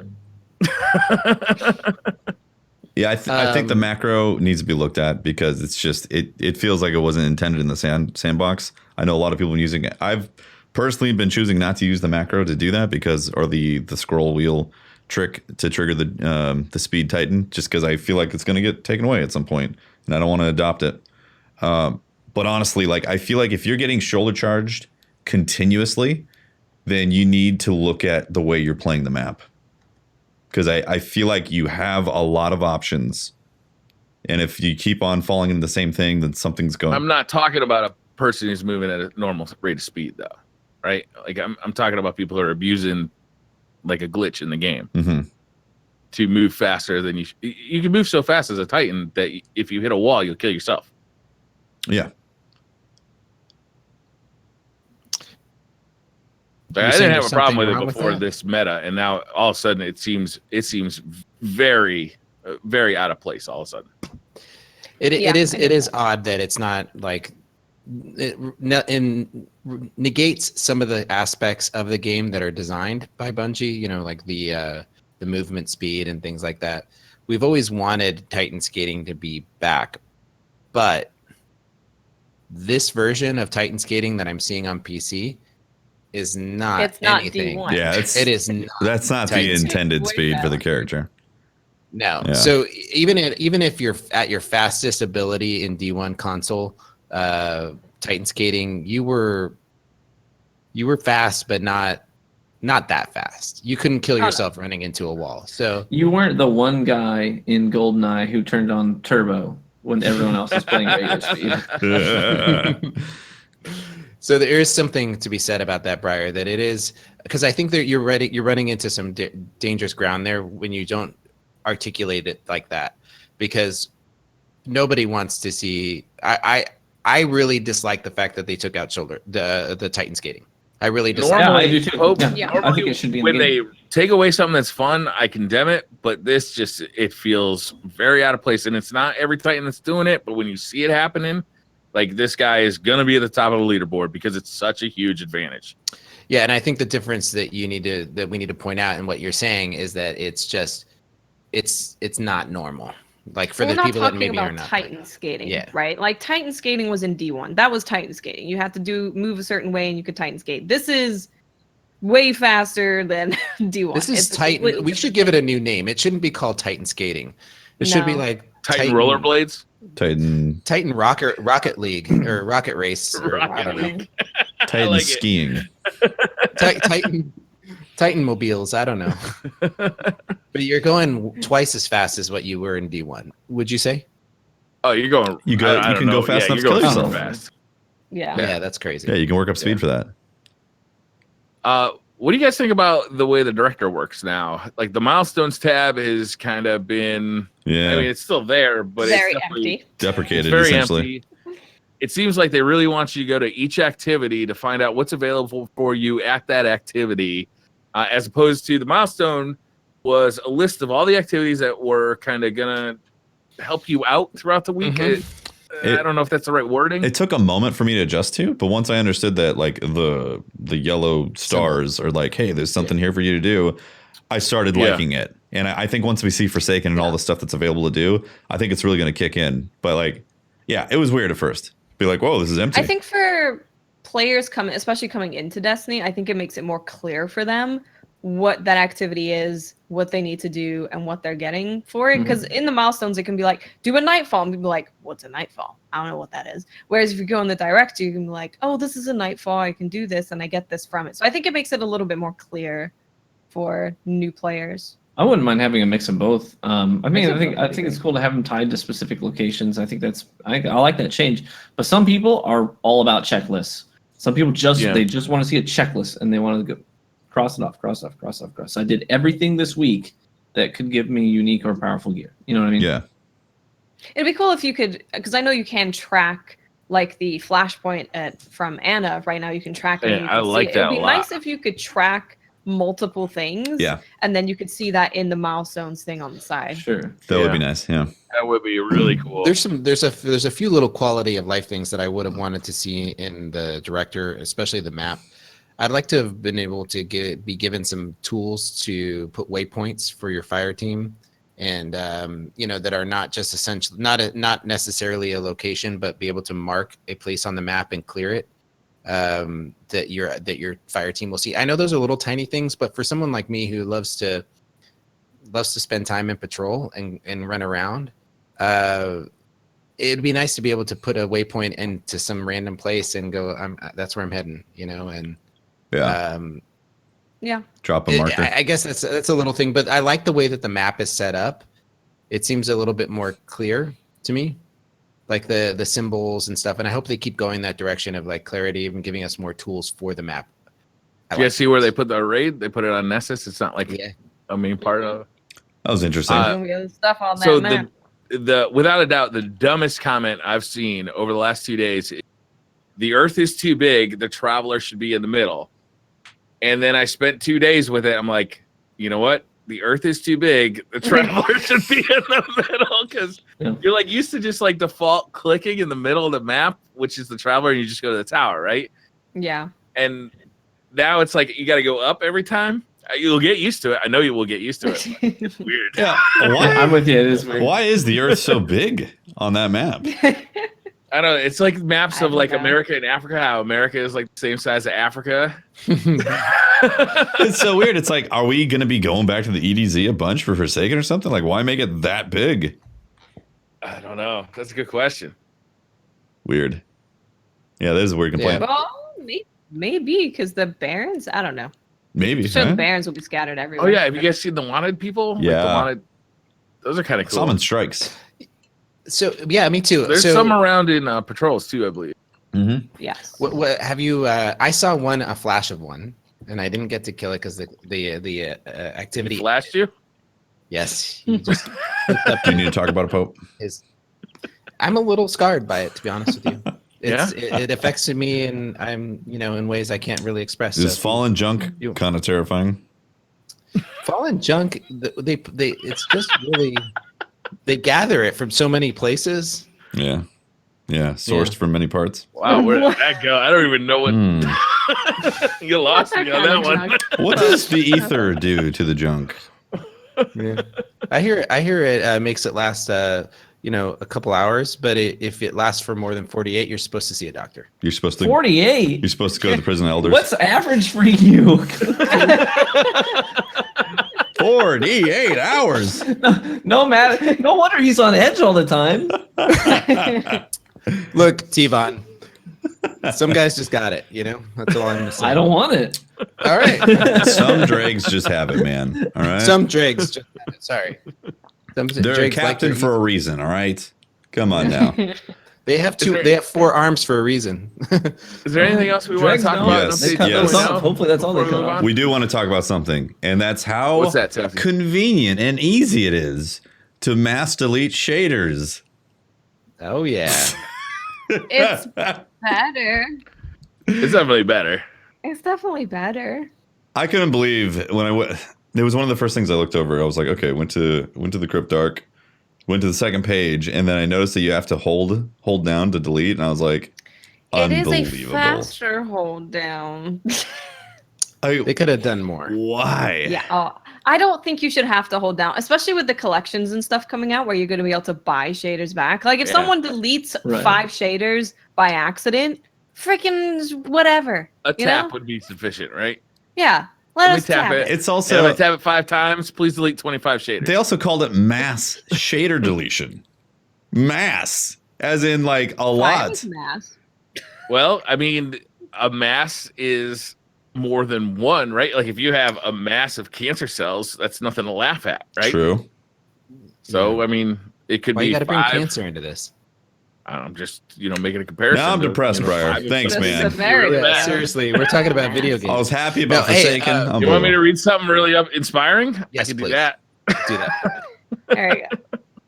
All right, Celestine051 says, I've been listening for about 2 years now, but have watched all of you stream separately for longer. I work every Thursday night, so if I do listen live, I'm lurking with my phone in my pocket. Yo, get back to work, Celestine. Seriously.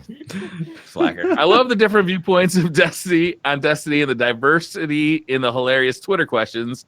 I was excited for Twabs or Thwabs, even more so because I enjoy listening to your takes. My favorite guest was Neil Kaplan, and he did Hell, It's About Time. It brought back so many damn memories of trying to get good at SD2. Though meeting you all at Guardian Con this year beats that. Keep up the fantastic content. Congrats on 100. Now let's do 100 more. Thank you very much. Oh, man. Yeah. Thank you. We got special people. We do. Yeah. Fun people. That's awesome. I think that wow, I forgot my train of thought. That just got me going somewhere else. Got you moving. That was a good reset. That was a good reset. It was. Brian. Yeah. Yeah, it's a great reset. I was angry about something, but now I'm not. Yeah. We need these. I can make them up lots if you'd like. Hope Bear, your head is so shiny, and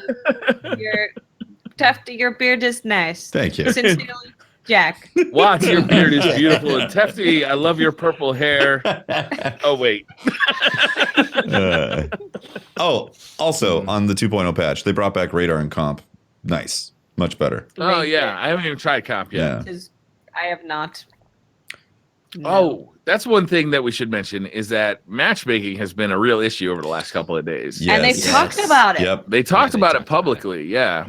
Go ahead. So people matches take forever to find in quick play. Going from it being like no skill-based matchmaking, kind of instant matchmaking, to being, wow, this is taking a really long time. And then also a lot of people were saying that skill-based matchmaking was back. So Bungie came out and said it was actually Dylan who said it, DMG. He said that they didn't change anything, but it's completely possible that there was a bug that was causing matchmaking to be the way it was before, right? The thing we loved. They could have accidentally fixed the bug. So what they did say today in the TWAB actually was that they're looking into it, and when Forsaken launches, there will be no skill-based matchmaking. They're going to actually make it no skill-based matchmaking, not a bug. Yeah. Intentional no skill-based matchmaking. And also, if they're going to make a change to any of the matchmaking settings, they're going to do it in Crucible Labs, so we can play it and give them feedback on how it feels. Awesome.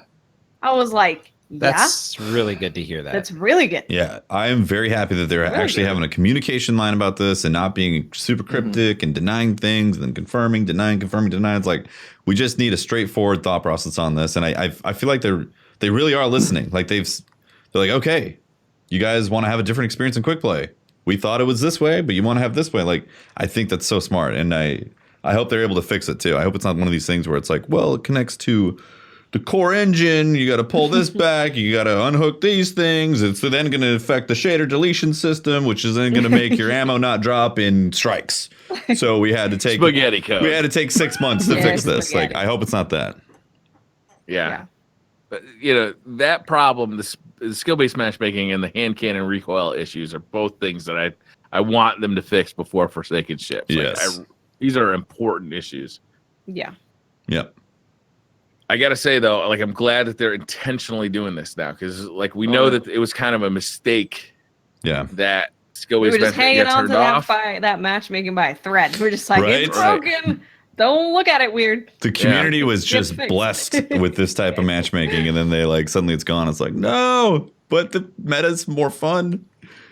On the PC side, it's like I thought there was literally like 7 people playing PC Crucible at any point in time because I'd see the same 7 people over and over again.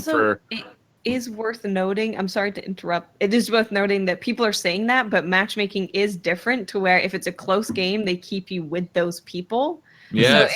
So just That's make nice. sure that if you're like, oh, this matchmaking is so strict, I'm playing the same people over again. Just make sure that it's splitting you up and putting you back with them, and you're not just staying. Yeah, in if the you're in a lobby. If you're having fun, if you're in a lobby that's extremely laggy, like definitely re-queue. Don't stay in there because the game just looks at the numbers, and if it's like, well, it was a quality game because the numbers were close, like it doesn't look at how much ping was in between you and the other person.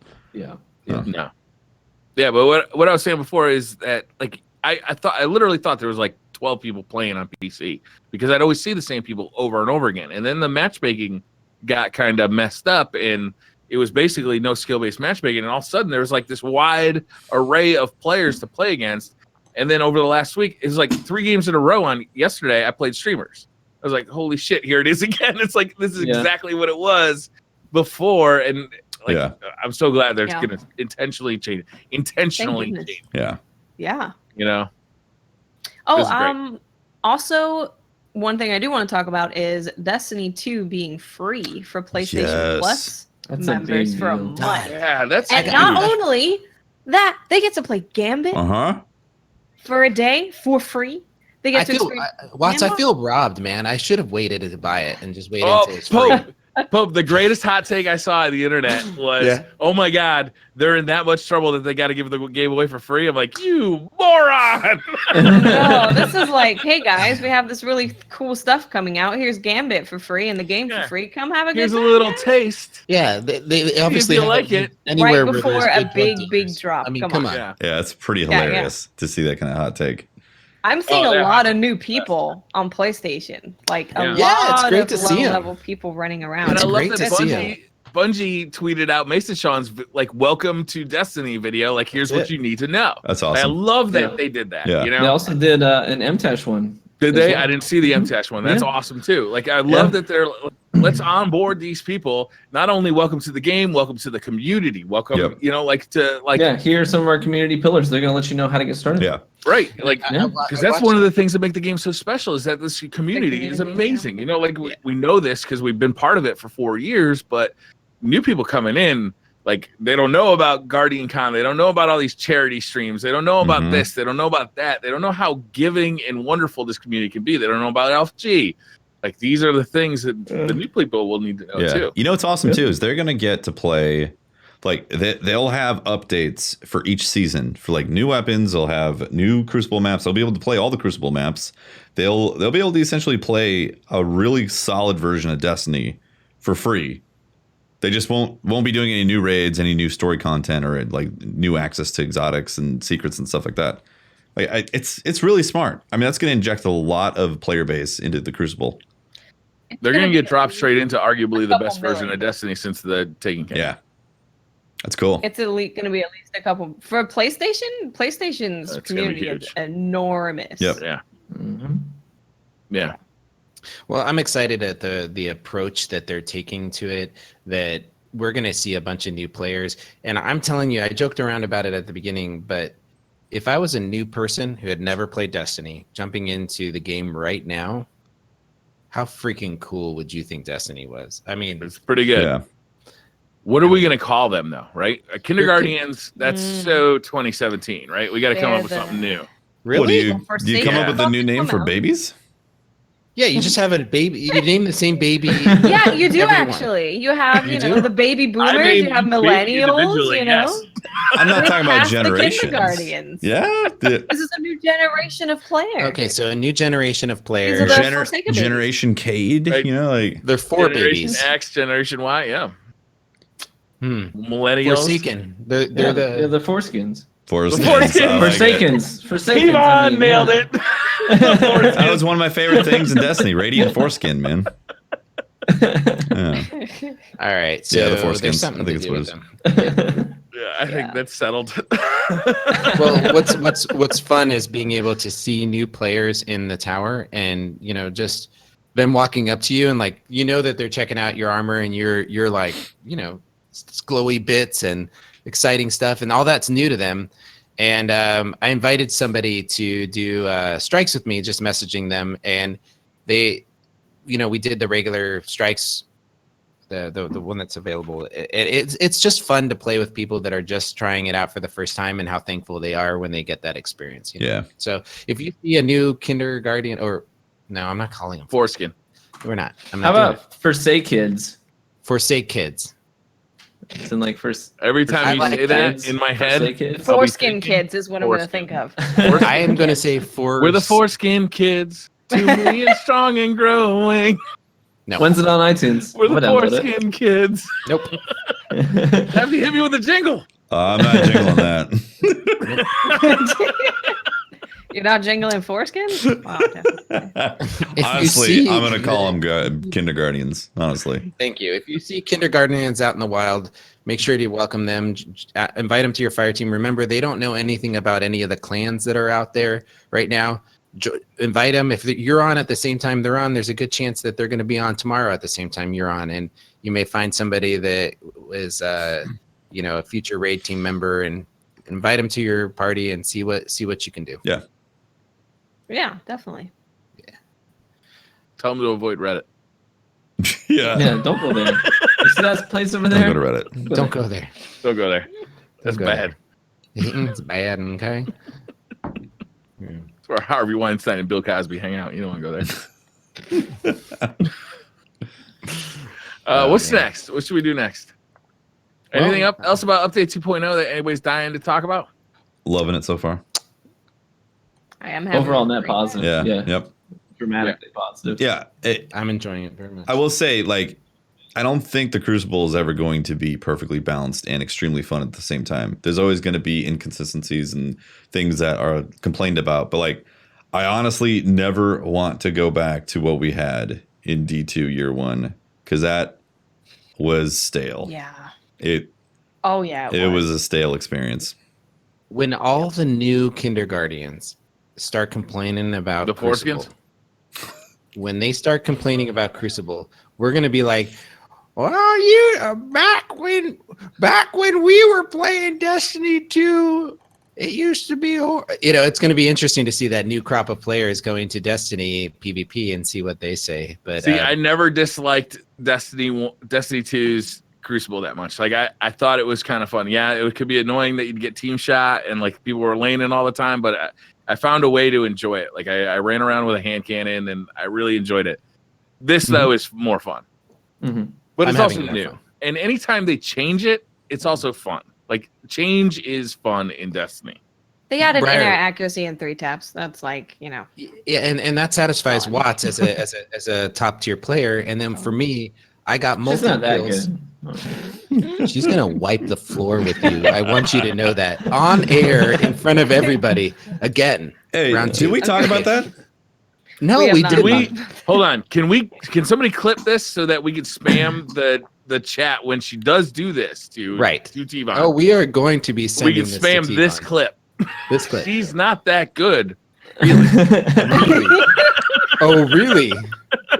Okay, well, if you're wondering what we're talking about, coming up soon, as in like tomorrow, our own favorite daughter, Miss 5000 Watts here, is going to be on with some really famous people. It's really kind of exciting. She was so scared she reached out to Optic to see if they could send someone to help carry her to victory. So I believe you'll find a tweet from Optic Diesel saying that he's going to follow my lead. So, nice, interesting. Yeah, I'm sure his PayPal's pretty fat too. So the teams are pretty exciting. We've got on one side, Dylan Francis. We've got Luke. You're gonna have to help me with that last name. Is it Luka Doncic? His name is Luka. His name is Luka. Lucas Luka. I think it's. My All name right, is somebody Luka. else do this I thing. live on the second floor. Anyway, these guys You are. might have seen me before. All right. Sorry, go ahead. It's okay, Brian. All right. Well, they've got some great teams. Dylan Francis, and he's what does he do? Like he's a DJ. He's a DJ. You guys got to help me here. I am completely like pop culture illiterate, and I have to apologize. So Zach Levine is he's a football player, right? For a basketball player. He plays sports ball. NBA.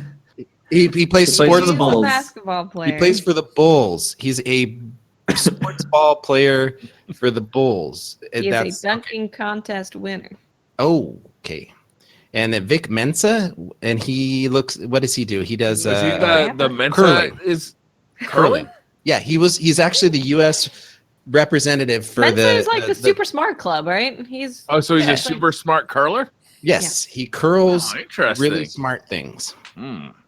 So he's actually a rapper, Canadian a winter sport? musician. He says words rapper. quickly.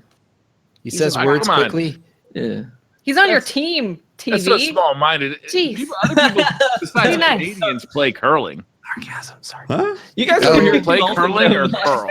I think curling is smart. And I you've think got they do it in talking Russia, about too. talking I'm fast. positive. You're insensitive. Briar, they've got the ringer on their team is Shifty. She's on. She's going to be. Don't on. underestimate her. I'm not. I'm saying she's the ringer. In the ad, she is ready to play. She brought her game face. She brought more than her. She's staring into my soul and like ripping it out of me like that. That's. Is she on? Wait, is she on Watts' team or is she on T-Bon's team? She's on T-Bon's team. Oh, Yep. shit. Also, who's playing tomorrow? T-Von or True Vanguard? Yeah, who's going to Good show question. up? Who's going to show up that day? Let me ask you this. When push comes to shove and there's Yeah. a grudge match and somebody needs to be humiliated on stream, who do you think is Right. going to show up to do it? Miss 5,000 watts. It's fine. Nailed it, Briar. Nailed it. Can't argue. So the teams are going to the teams look really solid. Honestly, it looks like they put some time and energy into like balancing them. They don't look completely out of whack. TV and Watts are going to be obviously the team captains holding down their the Destiny knowledge, but Shifty and Diesel are not. They've streamed and played a ton of Destiny, and they're great. It's going to be fun. I'm really excited, and it's tomorrow at 1 p.m. Pacific time. Yep. It's going to be hosted by M-Tashed, Dr. Lupo, and Deej. So Indeed. Yep.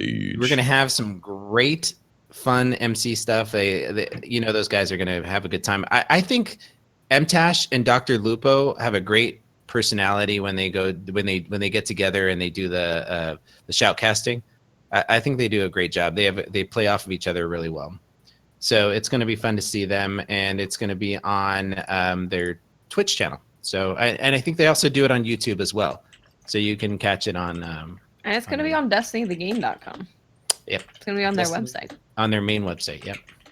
DestinyTheGame.com/watch. So you are Bravo team. We are going to be cheering. Obviously, all DCP is going to be cheering for Bravo team. Good luck, TV, but not too much. Yeah, modern. I can tell you this. I'm literally going to be reading names the whole time, and if it's not Same. Watts, I don't care. Just gonna walk away. You gunning. So I we can say. have a little. Are we gonna have a little Clearly. wager here? I mean, are we gonna put something down on this? I mean, I want to say that whoever kills the other person more has to, on stream, say that the other person is just pontificate about how amazing they are at Gambit and how just ooze, go on for a solid minute of just how much better and great that person is. Yeah. Are you guys willing to accept the terms? It's not I mean, that I'm fine with it because it's A, that's easy, and B, I'm not gonna have to do it. So Oh snap! Wow. I think you. I mean, at least if you win TV, at least you would have won one. So you finally experienced being the winner. TV. So how does it feel to be having to make up ground right now? Right now, Watts is one up on you, right? If we all remember at the summit, or not at the summit, but at the hashtag undefeated. she is hashtag At the summit, she had my number. There's no doubt about it. I came into I had a couple really solid invasions, and I started to get really confident. Yep. You did. But then she basically decided that she was gonna backpedal into the spawn with a sniper rifle and camp there, and so she saw me. So I saw an invader coming in. Yes. Yeah. Yes. No, she shut me down like what, 3 times? I want to say it was 3 times. We don't want to I count. think it was 3. Yes. I remember she's being coy. She knows exactly how many times. I remember at Guardian Con the crowd erupting, and just like, I think that was a Watts sniping moment. So it's going to be great to see the grudge match happen. Tune in live on twitch.tv/Bungie 8:31. So that's tomorrow at 1 p.m. Pacific Daylight Time. Yeah. Good luck, you two. Yeah. Good luck. Yeah. Good luck, Watts. It's honestly, It's gonna be I'm fun. so excited about it. It's just gonna be fun. It's gonna be I so think- fun. Everyone just wants to put on a good show. We just want it to be. We want to show off Gambit. We want to let people see the excitement. Yeah, we want it to be competitive too. I mean, no one's gonna throw.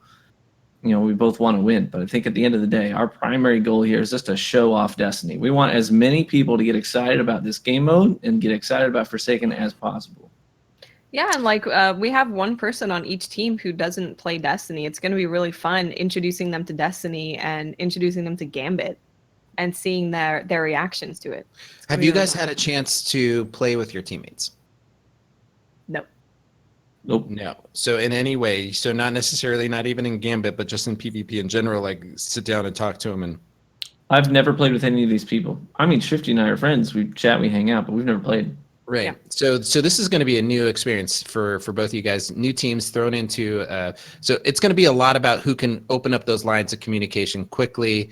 I see Watts setting the tone early. Giving call outs, shout outs. Yell at people. Mm-hmm. Do you think If T-Von shows up, it's going to be a race. maybe you guys should remind them, the people who haven't played yet, that death heals primeval? Just Death heal, don't die. Yeah. Stop it. maybe that's It heals the Just don't primeval. die. pro It tip. heals the primeval. Death heals primeval. That's bad. Death heals primeval. That's Death pretty. heals So that's tomorrow at 1 p.m. Pacific time. What's that? 4 p.m. Eastern time, and that'll be on destinythegame.com/watch. And right after that, Bungie. the next day, Gambit trial Gambit is for available. all Oh platforms. my God. Everybody gets a chance from Saturday, September 1st, beginning at 10 a.m. I'm so glad it's on the weekend. Bungie doesn't do fun stuff like this on the weekends. They always do it during the middle of the week when I'm at work. That's because they hate you, Pope. They hit me.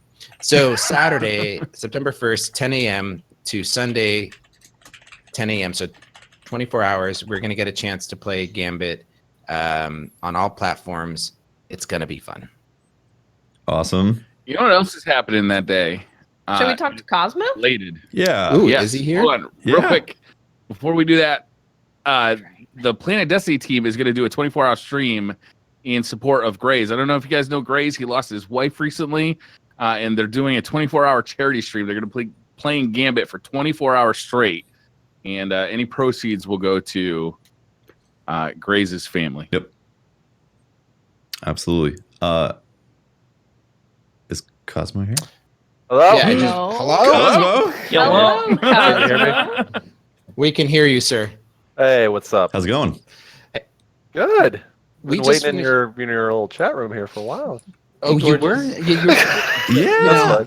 I even sent a little message in our Discord or in our DMs. Yeah. I'm really sorry. I apologize. It's they said earlier when before the show started that they wanted you to sit there and sweat it out a little. We figured you don't have much going on right now, Cosmo. Yeah, pretty calm. Pretty slow over there at Bungie Studios. Yeah. You got time to kill. I wanted to get invite the community team here and just tell you guys how much we appreciate the way that you guys approach Forsaken and the communication that has just really brought us in the loop and connected us to what's going on. And like this blast that's happened this last week and all the twabs that you guys have been putting out, it really feels good, like to be part of that be part of the community in that way, and the communication you guys are doing. It's really awesome. Thanks, man. Thanks. Appreciate it. I mean, all the credit goes to the team. I mean, they're the ones doing all the work to create Forsaken, and they've been feeding us the info to pass to you. So all the men and women of Bungie have been doing a great job, and we're really excited for the 4th. Same. It's so I'm concerned at why your PvP greatness wasn't added to this Gambit showdown tomorrow. Yeah, what's up with that? I mean, was it from your performance on the no? Oh my God! I got bitched. Poor man. Let the poor man be. Is that too soon? Is that too soon? No, that's cool. That's cool. That must be nerve wracking. Since you've taken over, since you've been in this community forever. You were a fan of and player of the game. You were on Reddit way before you started working at Bungie. And what's been the hardest thing, like transitioning to Destiny or to working at Bungie, from like being a member of the community to doing stuff in front of the camera? Or what part of your job has been the hardest transition to? I don't know, man. Like that's a tough one. It's definitely it's hard to keep these secrets for so long. Whenever I get to experience this cool stuff, I'm like, I can't wait to tell them. Right. Yeah, I can't wait for them to get to see it and play it, and so that's why around the launches like this time right here is when we're just super excited, because we've been waiting so long for you all to play it, and now you finally get to Tuesday. Get to Cosmo. This is a really interesting time because we get the new weapon system, we get the new time to kill, but we're still using the year 1 weapons. Like, this is a really fun time. It's like that 1 week kind of little special moment before the actual preview. DLC comes out. Appetizer. Like, do you guys get to watch? Like, is that kind of part of what you guys get to test out, or is it just like this is just a once in a lifetime opportunity? Like, this is such a fun time. Yeah, this one's been it's been a little weird, being a 2.0 going live, but Forsaken's not out yet, so we knew there would be some strange things, but so far it's been super pretty solid. Like, everybody's given us a lot of good feedback about the weapon slots so far. Nice. And we have some bugs, but we're tracking them and looking at fixes. So if you're playing the game right now and you run across something, how are people giving feedback to Bungie right now? I mean, the help forum, tweeting at us, Reddit. I mean, there's all the usual places that people go to discuss Destiny. We're monitoring. Nice. What's your favorite weapon right now, Cosmo? Right now, dude, I don't know. It's I really like Alone as a God. The snipes are feeling real good right now. Getting a lot more uptime. So, what's your favorite encounter in the new raid? Yeah, that's true. TV. Which one of the new exotics that are coming that were from D1 are you most excited about? Also, where do we get Last Word? How excited are you about using the Last Word again? Yeah. Where do we find the new hidden exotic quest on? Oh no, you're all breaking up. I can't hear on a serious question, you said like you have to you have to hold things like you know things early, and it can be tough. how long is it usually that you know something? And if you can't answer this question, that's fine too. But like, how long do you usually have to keep something secret before it actually hits the community, so then you can like decompress from holding those secrets? Like, is it like a month, 3 months, 6 months? Like, how long of a wait is it? It depends. I mean, it just depends on like, when did we relaunch? When did we announce Forsaken? Was that back in that May? I can't even remember now. But yeah, I mean, so I've known a lot about Forsaken for a while, and then things changed, and you know how it is. But, Yeah. Man, that's interesting. It kind of Patrick depends. can't go for more than like 45 minutes. Yeah, he's telling us everything. He's just always out there. He gave us a detailed map of the raid. I was like, this is crazy, man. It's crazy. It was crazy. Really gonna help. I was wondering why he was literally tied up in his tub when I got here. Like, who put you here? Why are you gagged? That's just his Thursday So I night. We had a note on him that said, "Do not untie until Forsaken." Typical Thursday I night want for to know Holtz. who's gonna win the showdown tomorrow. We know who's going to Yeah, we win, already but know. we just want to know how badly the T-Von's going to get spanked. That's what we're trying to figure There's a out. sniper that can be used. Mm-hmm. We're gonna be using snipers. Yeah, It's gonna be the snipe showdown. yeah, that's going to be interesting.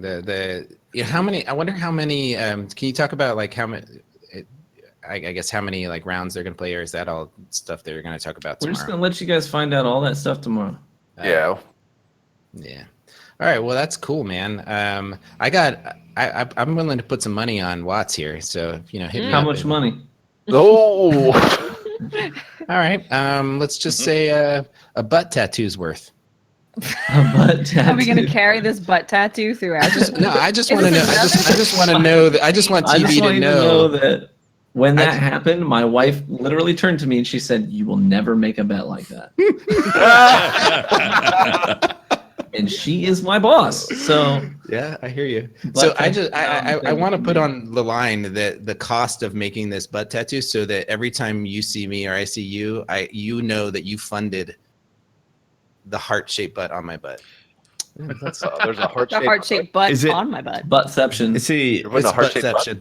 there's been a lot There's a lot of of butts. not butt tattoos happening, and it's been really discouraging. Like, Cosmo, how do you feel about that, man? Like, there's two tattoos that are supposed to happen. One from Holtz, one from Pope.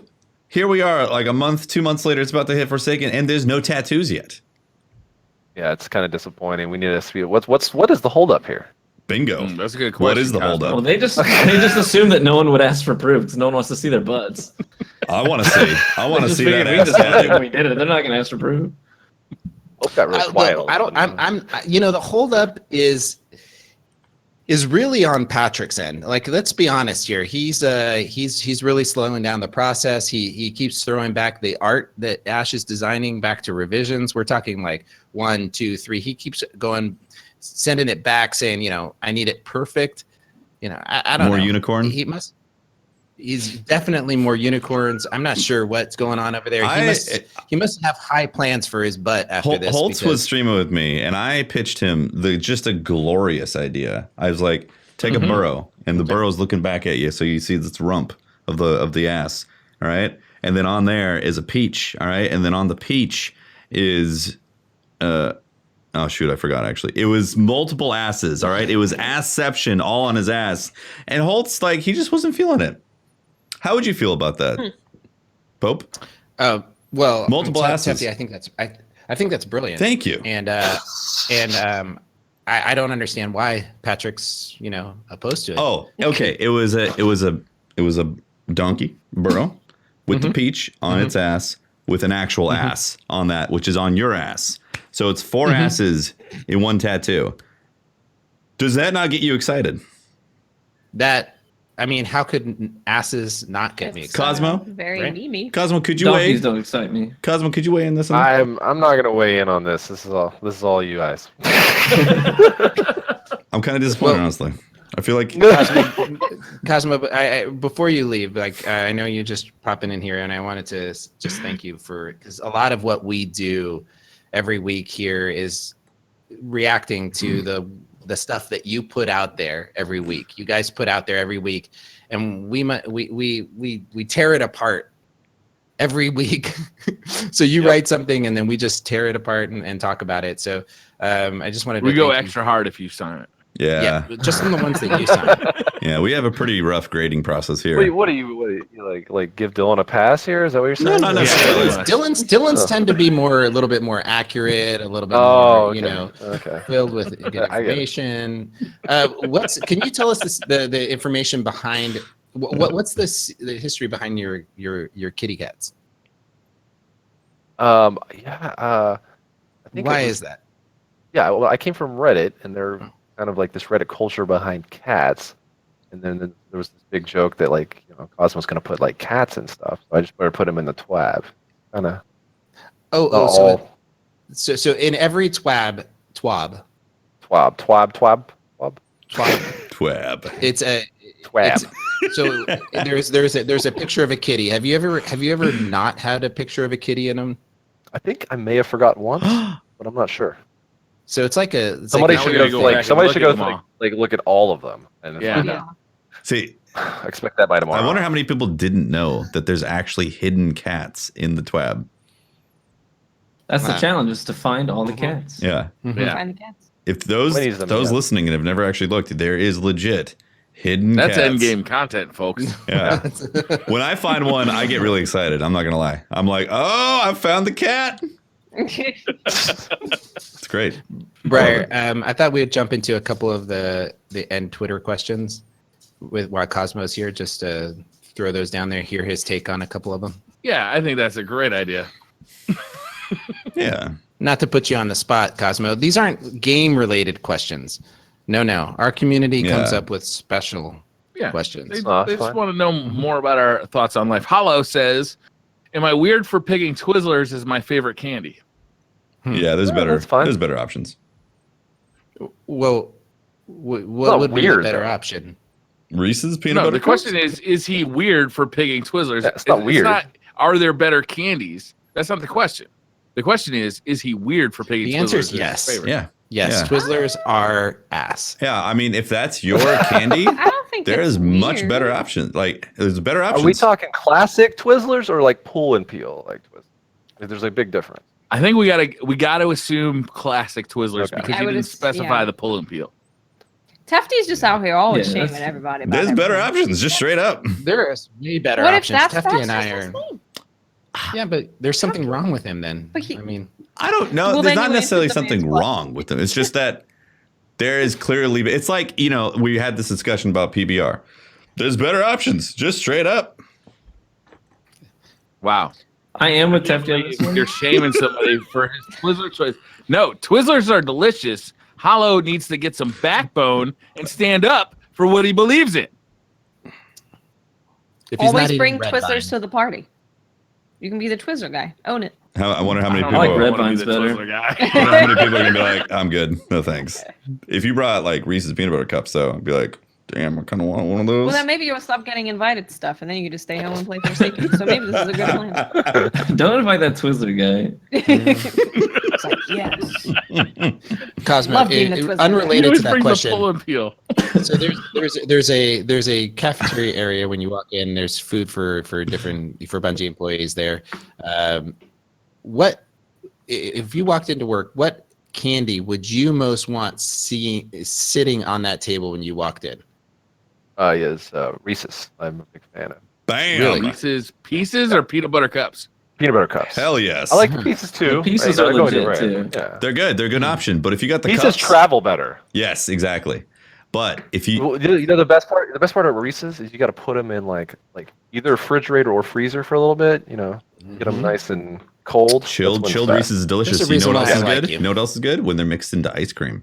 So if you have like a Blizzard, Dairy Queen Blizzard this with Reese's. was the greatest gift that Friendlies gave to man. Yes, exactly. The Reese's peanut butter cup and ice cream. Yeah, it's just delicious. It just works, guys. It just works. There's a Dairy Queen like a half mile from my house. So I get the Reese's Blizzard.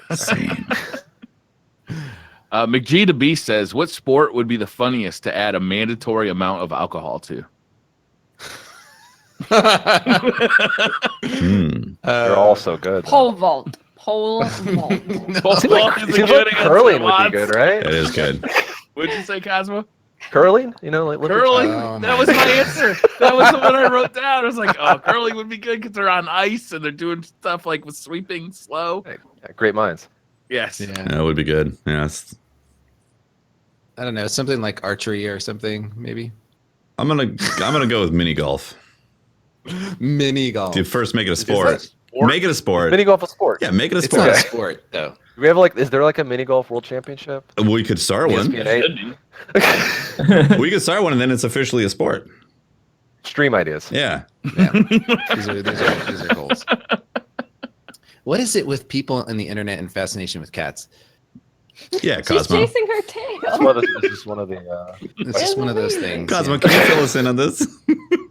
Yeah, I talk don't to know. us. I don't about know. it. I can't explain. Have you figured out? Have you unlocked the secrets of the internet? What makes people the way they are? No. No. No. All right, next Just- question just is no. from Ethan. So we've been asked this question.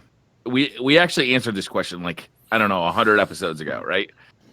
But we get asked Literally. it 4 or 5 times per episode, but it all comes to the gamer tag. Like, how did you select your gamer tag, your streamer name? Like, where did it come from? So let's start with Cosmo. How did you come up with Cosmo23? So Cosmo is a nickname I've had forever. Because back, I think it was like in the 4th or 5th grade when Seinfeld was still a popular television show. You know where this is going? Yeah. You gotta be kidding me. No. Yeah, some friends on my basketball team said that like because I would like slide around the court, so that I looked like Seinfeld. Oh, wow. Or not Seinfeld, but Kramer. 100% see this. Yeah. This is incredible. Oh, that's so funny. The good old times. So I, just had it, stick around forever. Cosmo, how tall are you? It works. 6'5". He's a tall boy. 7'10". Yeah, you feel like you're 7'10", actually, in person. When I see him at events, I'm like, he just rests Same his height arm as on my Zach head. Levine. If you stacked Pope and Tefty up, Yeah. you get one Cosmo. You get one Cosmo. Exactly. We're like hobbits. Sure. I want to see They you guys prefer like, go to halfling. an event like on each other's shoulders in like a big coat, like Yeah. where the kids are trying to pretend they're an adult. Put a badge on that says, "Hi, my name is Cosmo." I think you're over. I think the friendly, height shaming is crossing a line right now. True Vanguard, where'd you come up with your name? My name, I generated that name when I made the switch from Xbox 360 to PS4. When the first wave of PS4s came out, and I got my first PS4, and I was like, "What's my name going to be?" And I was always a really hyper aggressive PvP player because I played a bunch of like Battlefield, and I just loved running in, aping in, killing stuff. I played a lot of Call of Duty, played a lot of Halo. So I was like, I need a name that sort of fits my play style. And I had recently come off of a full playthrough of Mass Effect 2. And the class that I loved to play was the Vanguard. Because you do the Vanguard charge, right? You boost into the middle of a crowd of people, and then you whip out that SMG, you know what I'm saying? And I loved it. And I thought, man, that really fits my playstyle. Maybe I'll incorporate the word Vanguard. So I went through a couple different versions and finally landed on, I'm a true Vanguard. I like to go in. I like to just be aggressive when I play. Nice. So And it works well with Destiny. exactly. So I go. get people who are like, "Wow, you like Destiny so much, nerd, that you made your name." You're like, no, I like Mass Effect so much. Thank you. Yeah, people think that Bungie invented the word Vanguard or something. Yeah. They didn't. A Vanguard, basically, it's Viking warfare. It's the front lines, Yeah, which is why Pope is now wearing a shirt that says "front lines" on it. Nice. That's Game the of name of our Thrones. community. It's awesome. Watts, where'd you get your name? Oh, sorry. Oh, What? me? I stole it from a DJ. Hey, Mr. That DJ is still popular. So Dylan Francis better be careful. I might. It's great. Yeah, it was a DJ that did chopped and screwed music. He was really big during that time in Houston, and I just liked the name. So when I had to make my name on Xbox, I was like, 5,000 watts is kind of cool. I'm just gonna do that. So Was he Mr. 5,000 watts? no, he was DJ Michael 5,000 watts. Oh, okay. Nice. Doesn't have the same ring to it. Pope. Yeah. It's similar to Cosmo in that I've had my nickname, or what later became my gamer tag, since as early as I can remember in elementary school. We got in trouble if we talked about video games at school, and this was back in like the 3rd grade or 4th grade, and Legend of Zelda had come out on in Nintendo, and this was before we could afford to get, there was no like internet to get maps or anything, so we would draw and Nintendo Power and right, and so we couldn't, none of us, our parents would buy us Nintendo Power or anything, so we had graphing paper, and we were drawing square by square the entire map of Legend of Zelda. Okay. And so we all took code names, and so that when we were talking about it, and if one of us got caught with a portion of the map, we wouldn't lose the whole map. So we each had one sheet of the map, and we had code names as to who had the portions of the map. And so mine it's a combination of my first name. So my first name is John Paul, and so that's Pope. And then my last name is some variation of the bear. So that's how I got it. We all came up with code names, and I've been called that by my friends since, I don't know, it's probably like 8 years old. It's awesome. Maybe less than that. 5. That's cool. That's cool. I like the idea of feeling like you need to go with code names for something like a map that you're drawing about a game in case you got caught. Yeah. Because they would confiscate that and be like, valuable. You can't be doing this, and this is valuable. Can't be tracing this back to your name. Well, we had this theory that, like, because each person had to have a legend, like, for the map to see who had what square, right? And so A1 was Pope, A2 was, and so we had to put them all together. Each person had to own a map. And so I don't know. We were nerds, I like to We're huge imagine video that the game teachers nerds. really didn't care, but Pope felt he needed to create this elaborate You system. felt like it. Probably didn't. That's hilarious. They probably didn't. Mine's pretty simple as well. Like my middle name's Teft, and my friends would call me Tefty, Teft, and it just happened to be something that not a lot of people had online as well. So I stuck with that name. So it's not as. Did they ever call you Tactical? Actually, no. If I was your friend, I would have. That's definitely something that happened on stream first time. Not even in middle school. No, I know it seems pretty obvious, but no. Yeah. It is a satisfying word to say. You know Teftical? what I mean? Tactical. No, it is Teft. great. Tefty. Nice. Yeah. It's a family name. Where did the Tactical? other Teft come from? If I were to choose between your 3 names, it's unusual to get a middle name Right. as your kind of like main name, or your common name.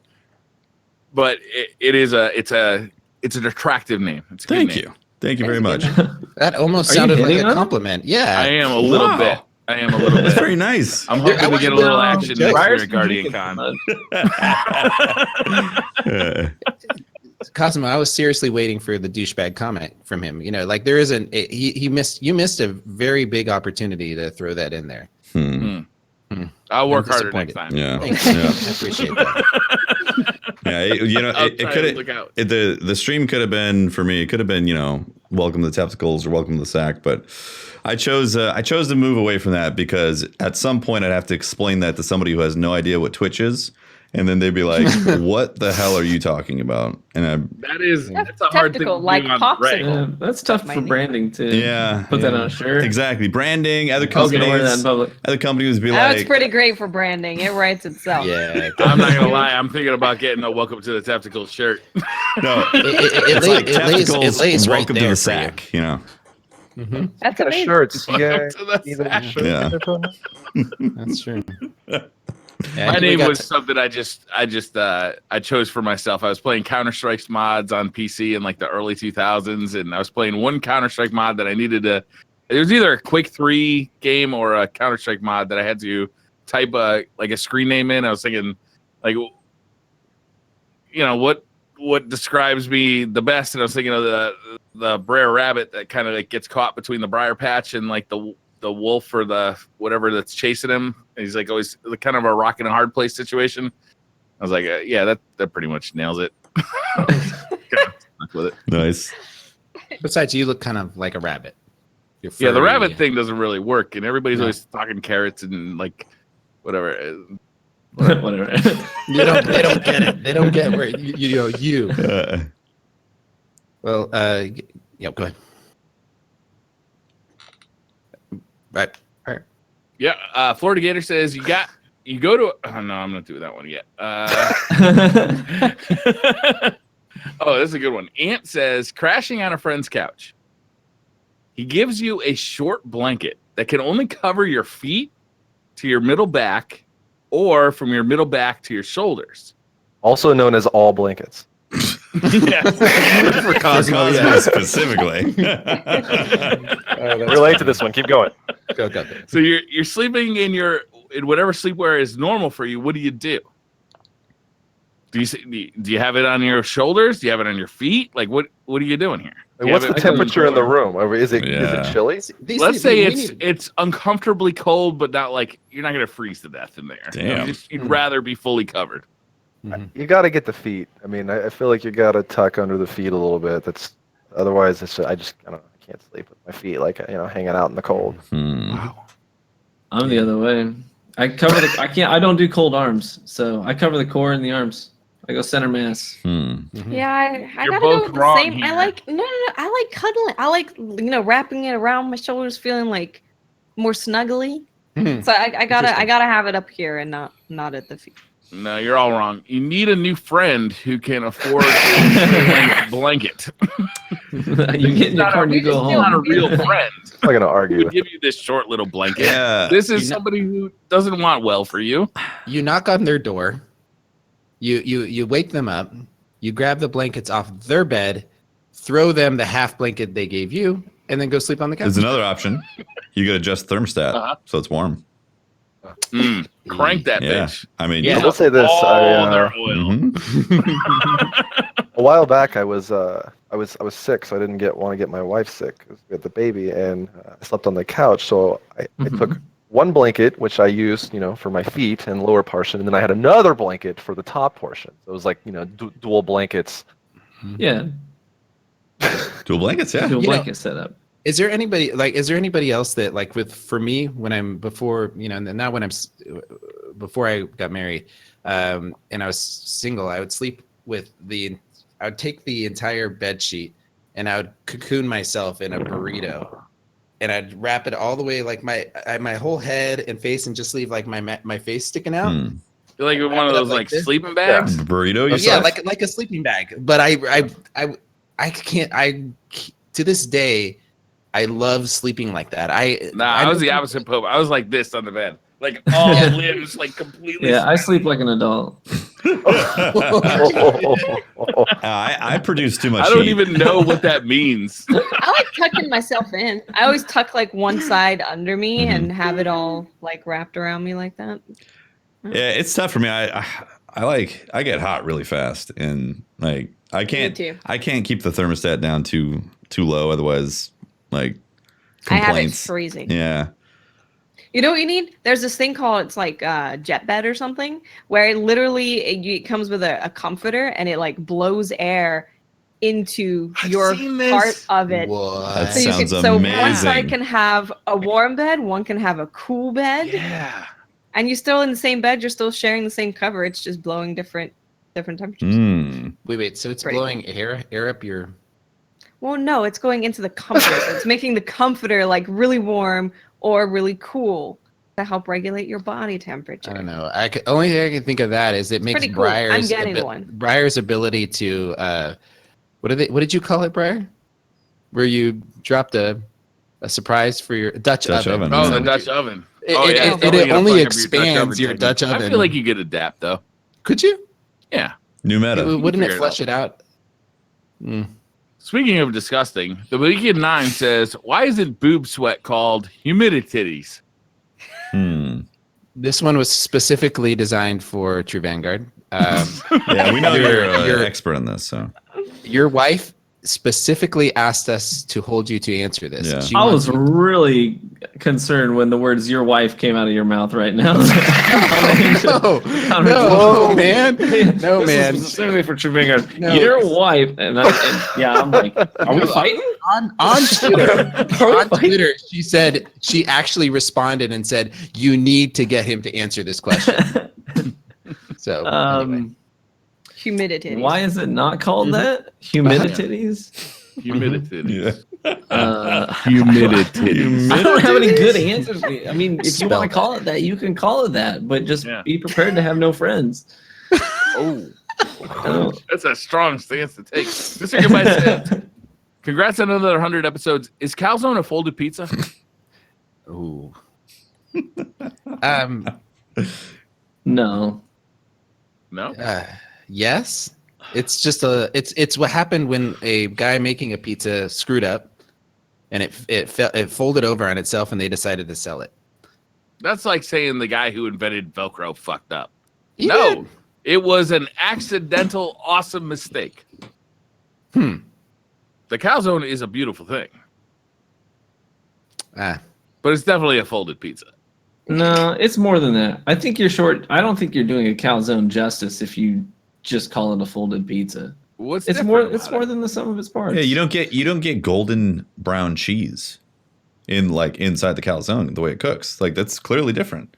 Some of the crisp. It cooks different. Yeah, it cooks Yeah, it's clearly different because they folded it. Yeah, but you don't get that You same don't type get- of texture. You don't get like the same type of burn in from the Yeah, oven. and it's a different experience too because you're not eating towards a crust and then you get a breadstick at the end. It's different. You know, it's a different experience altogether.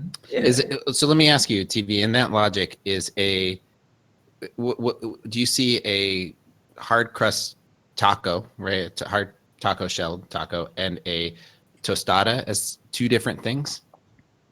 I think the experience is different. Yeah. So the experience of eating it, the oral, like that matters Yeah. Oh yeah. in absolutely. the definition of it. In that case, he sold me on it, Brian. I'm with him on that one. They're different. They're different things. I mean, even when it comes down to the toppings, if it's a pizza, the texture of the toppings are different because they're exposed to the heat in a different way.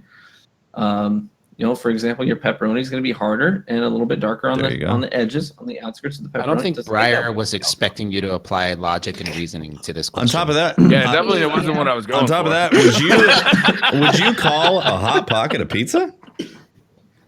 No. No. It's a hot pocket. No. I mean, but I also wouldn't technically, call a hot pocket a calzone. It's an evolution of a calzone. Wow. No, evolution? man. Evolution almost. I think it's more of an evolution of a Pop Tart. devolution. De-evolution. Pop Tart. Mm-hmm. Pop Tart Like doesn't a have- ravioli. Wow, man. You're off the rails. You're I off. don't You're know off. what- You're off it tonight, Breyer. You've gone places I can't Pop-Tart. go.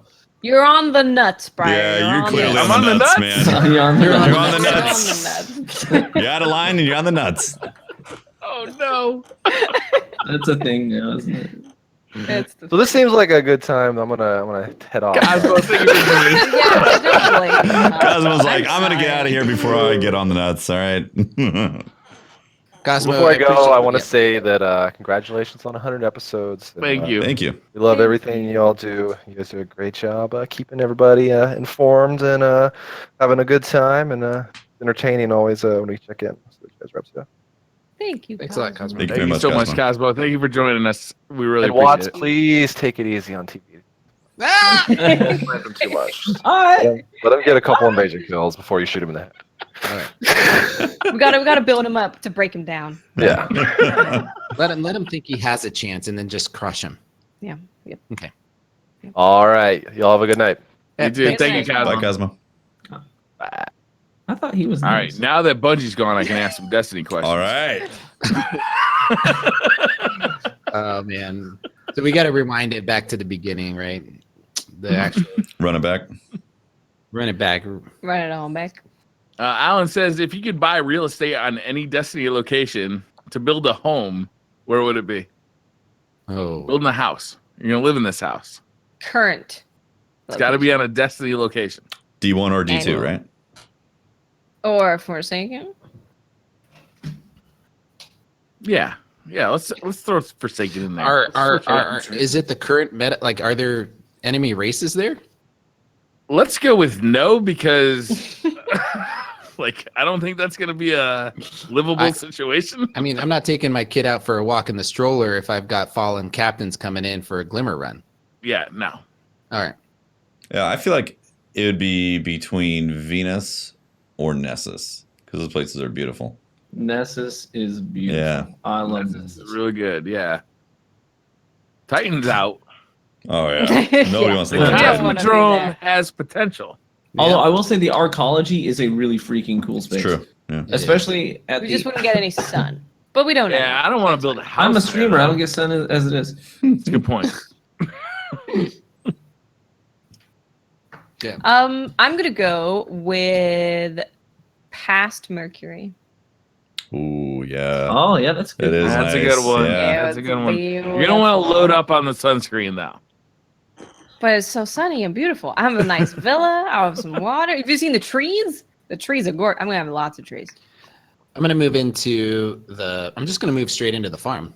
It's just by a lake. It's chickens. Well, It's shit, that's empty. a very fucking reasonable What? It's answer. empty. There's nothing there. Nobody visits. No one will ever disturb you. It's good. It's already got all the technical like things for me to get internet. I'm sure it's up and down. It's pretty high. I You went can there play a couple soccer. of months ago just because like it's a joke. I'm gonna go to the farm. There's not gonna be anybody there. It was packed full of people. There was all sorts of people there. I was shocked. Yeah. I A lot played of some people in chat soccer. are saying Dreaming City. I haven't seen it yet. Interesting. I haven't seen it yet. Not so sure about that. But I will say the reef seems like a pretty cool place to set up shop. Reef seems spooky. Spooky, a little spooky. Yeah. A little spooky. How do they have gravity there? You know, It's artificial. why does every planet Okay. have the same gravity? That's true. Mm. It's a good because the point. traveler touched. The one map in D1 didn't. Oh, I had that's no right. idea. That was Although cool, our Guardians man. had gravity. When you But killed dead somebody, bodies it Oh, floated that's around. right. The dead bodies with The like drift- the drifter. It's called the Yeah, well, Drifter. drifters because there were holes in the ship. It was an old derelict ship, and the artificial gravity wasn't on. But yeah, you could What is jump. this? My name is Bife is on the podcast also. Seriously. Jump. What are you going to start telling us lore? There's so many flaws in physics with the game. It's an off switch. Nope, doesn't exist. It's a video game. Naeem El Ibrahim, which I just butchered. Back in 2015, I was working in a different city, away from my wife and son. I used to leave home every Saturday and come back on Thursdays. The car trip was so damn hard emotionally, but thanks to your podcast, it was actually not that bad. But back then, I used to kind of look forward to that trip to listen to the next episode. Now things are better, and I have my family here with me, and I listen to the podcast with my son, who's 2 years old. He calls every single one of you uncle, even Watts. He may not really feel the impact you guys have on my life and many other lives to you, but you bring so many positive feelings and great laughs. For example, the dead cat segue and countless tears that I cried laughing. Thank you, and keep up the awesome podcast. Love you all. Oh, It's very nice. No question. So much. Very nice. Just nice words. Hmm. Hi, Junior says, could we get a list of T-Von's replacement swear words? Hmm. There's a lot. I mean, we say "holy poops" a lot. Gosh darn it. There's a lot of people from my community in chat. Sound off if you know some off the top of your head. We got lots. I got pretty good at replacing swear words over the course of the years. Yeah, lots of frick. Fudge nuggets. We say fudge nuggets a lot. Yeah. What the French toast, which is on some of our merch even. Heckin. Say a lot of heckin. Son of a biscuit. Yeah. Mother Lots of trucker. hex. Mother Gosh darn trucker's it. got to be. my Mother favorite. trucker says mother trucker a lot too. Yeah. Son of a biscuit eater. Son of a biscuit eater. Yeah. Oh yeah. There's plenty of them. Yeah. Today, fart knocker. Yeah. We reached back to my elementary school days. Shiitake mushrooms. Yeah. That's got to be one of my favorite things about your stream, TV. There's a handful of Destiny content creators where I know I can watch with my son, and it's going to be cool. Mm-hmm. You know, and I like that. I like that about you and your content. I can sit down with my son and I can show him how to real people play, because he's already better than me at PvP. At 11 years old, so I can. How old is he, pup? 11. Yeah, and so I told him that hey, you can watch this guy. He can put you. I can put the headphones over his ears and walk away and know that he's not going to be, getting.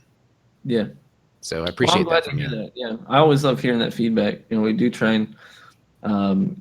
I think that's one of my biggest pride points, honestly, is the quality of our chat on our channel. I really have my mods to thank for that. And some of our regulars who've helped to create that environment. But that's one of the things that we hear all the time is just how welcoming the environment is there. So I love hearing that. That's one of our biggest pride points. Yeah, mods go so far into creating a channel. Oh yeah, absolutely. It really is. It's such a collaboration. Yep. Last question. You guys down with finishing this one up? Last good one? Yeah, sure. Absolutely. Yeah.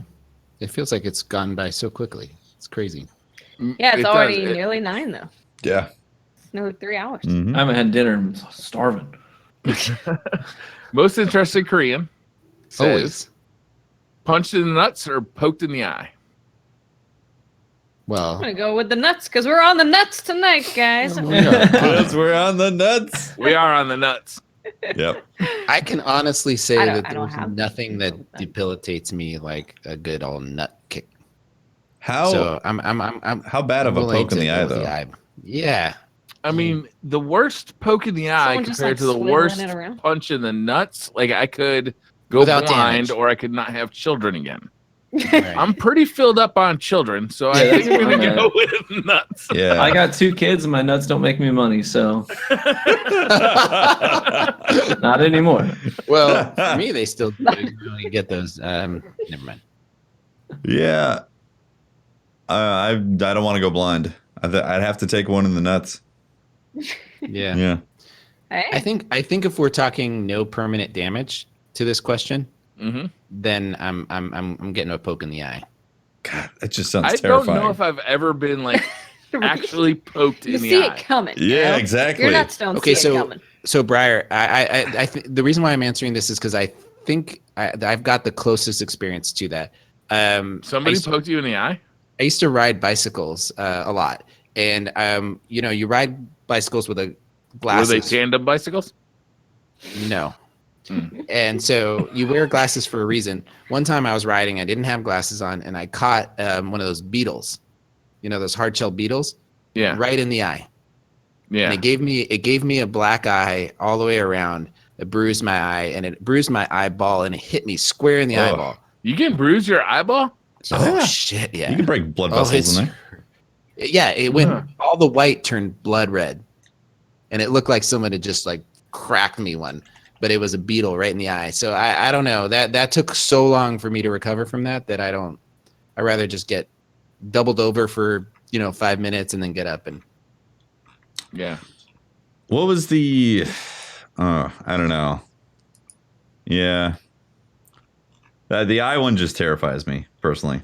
You guys are all thinking about your careers. I don't have to. I got another I'm just- eyeball. I can always suspend kids with this eyeball. Did you play Dead Space? Dead Space 2? No. Oh god, there's a scene in Dead Space 2 where you have to Oh, is it? control don't- the needle going into your eyeball, Oh my and god! you can no. mess it up and it just drills your head apart. But like, You're right. even if you get it right, it shows like the blood coming out of the eyeball and all that, and then it comes out. And you're like, oh my god, I That's can if see. you get it right. Yeah, that's if you get it right. It just anything going in my eyes just freaks me out, man. Oh, Real quick, we had 12 pages of Twitter questions tonight. We had a busy show, so we didn't get to everything.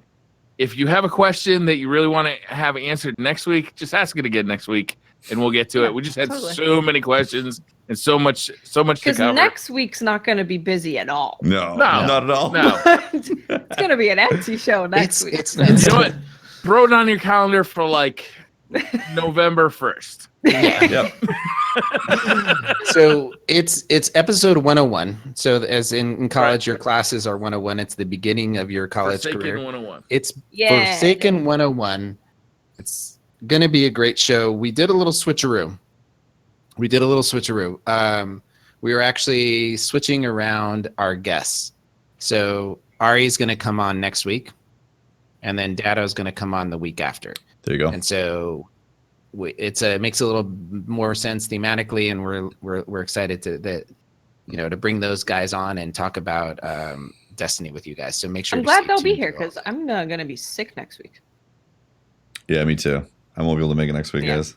You guys are not sick. I'm going to PAX. I'm going to get the PAX pox. I'm going to get the foreskin pox.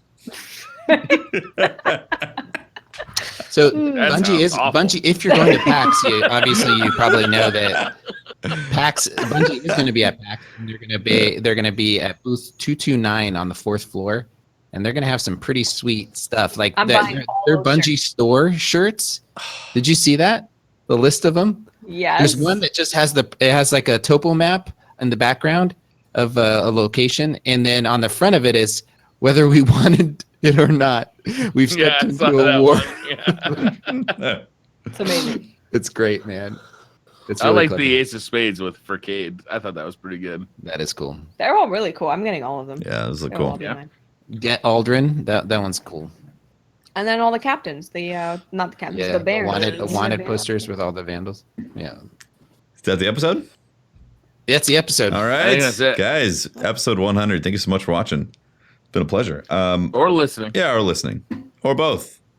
Yeah, we're not shaming people who don't have. No shame. No shame. Video capabilities. Yep. If you want to find more about me, look Teft on Twitter. Twitter.com/Teft. You can follow me and talk to me on Twitter related stuff. I stream twitch.tv/TeftyTeft, and I have a YouTube channel as well, Tefty Teft. Find all that info. I'm Briar Rabbit. You can talk to me at the Briar Rabbit on Twitter. Check out my YouTube channels. I've got the Briar Rabbit channel, just about Destiny stuff, and Briar on Tech about more tech stuff, obviously. Or check out the stream every afternoon at 1 p.m. Eastern. And I am Miss 5000 Watts. You can find me on Twitter, Twitch, and YouTube. Just search for Miss 5000 Watts. And playing Gambit tomorrow on the Bungie stream at 1 p.m. It's going to be really fun. It's going to be really, really fun. TV? And I'm True Vanguard. You can find me on YouTube, True Vanguard, on Twitch, The True Vanguard, and on Twitter, The True Vanguard. But if you want to check out my stuff, make sure you do it in the next 24 hours because Watts is going to be ending my career tomorrow. Hi, I'm Holtzman, and this guy's in my apartment for some reason. I just kind of allowed it this time. Huh. Who's that guy in? Is Holtz on the nuts? Can you confirm? He's definitely on the nuts. He's definitely on the nuts. Damn. He's the dilly to my dally. He's the pop to my sickle. He's the. They're going to be spooning tonight. He's staying over at his place. It's all right. And this has been Pope Bear. You can find me on Twitter at Pope Bear. Make sure to follow the podcast at Destiny at DCP_live, or follow us on Instagram at DestinyCompod. We've got The Forsaken coming out next week on September 4th. We have no guest on the 6th. It's just going to be us talking about our experiences of Forsaken. So make sure to tune in on Thursday. Don't come in here dropping your god rolls on everybody. Yeah, man. You will be kicked off. Oh, I'm so glad random rolls are back. Same. Oh my God, it's so good. I already saw a taste of it with people posting random rolls on Twitter. It's so cool. Is this good? That's great. Bob walks in here with a shotgun. He's like, I don't really like it. And we're all like, it's got the best range of any shotgun in the game. He's like, oh, does it? Oh, really? All right. And then so on the 13th, so right after Forsaken, we have Triple Rec on.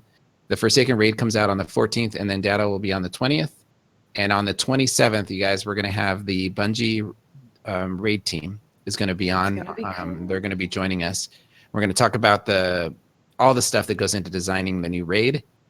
So we'll have it'll be spoiler heavy because people have already had 2 weeks to play it. So we'll be good then. And then on the 4th of October, we're going to get into with lore, heavily into the raid lore with Bife. So that's the way we've planned out this content release, and we want you guys to join us on this on this journey. So thank you very much for being here tonight. It's gonna be crazy. Very exciting, guys. See you in Forsaken, guys. Yep. Thanks for watching. Right? Next time we'll see you in Forsaken. Yeah. Appreciate it, guys. We're going to roll credits, and then we'll be back to read out subs live and then raid. So thanks for watching. We'll see you next week, guys. Bye. Bye. Bye.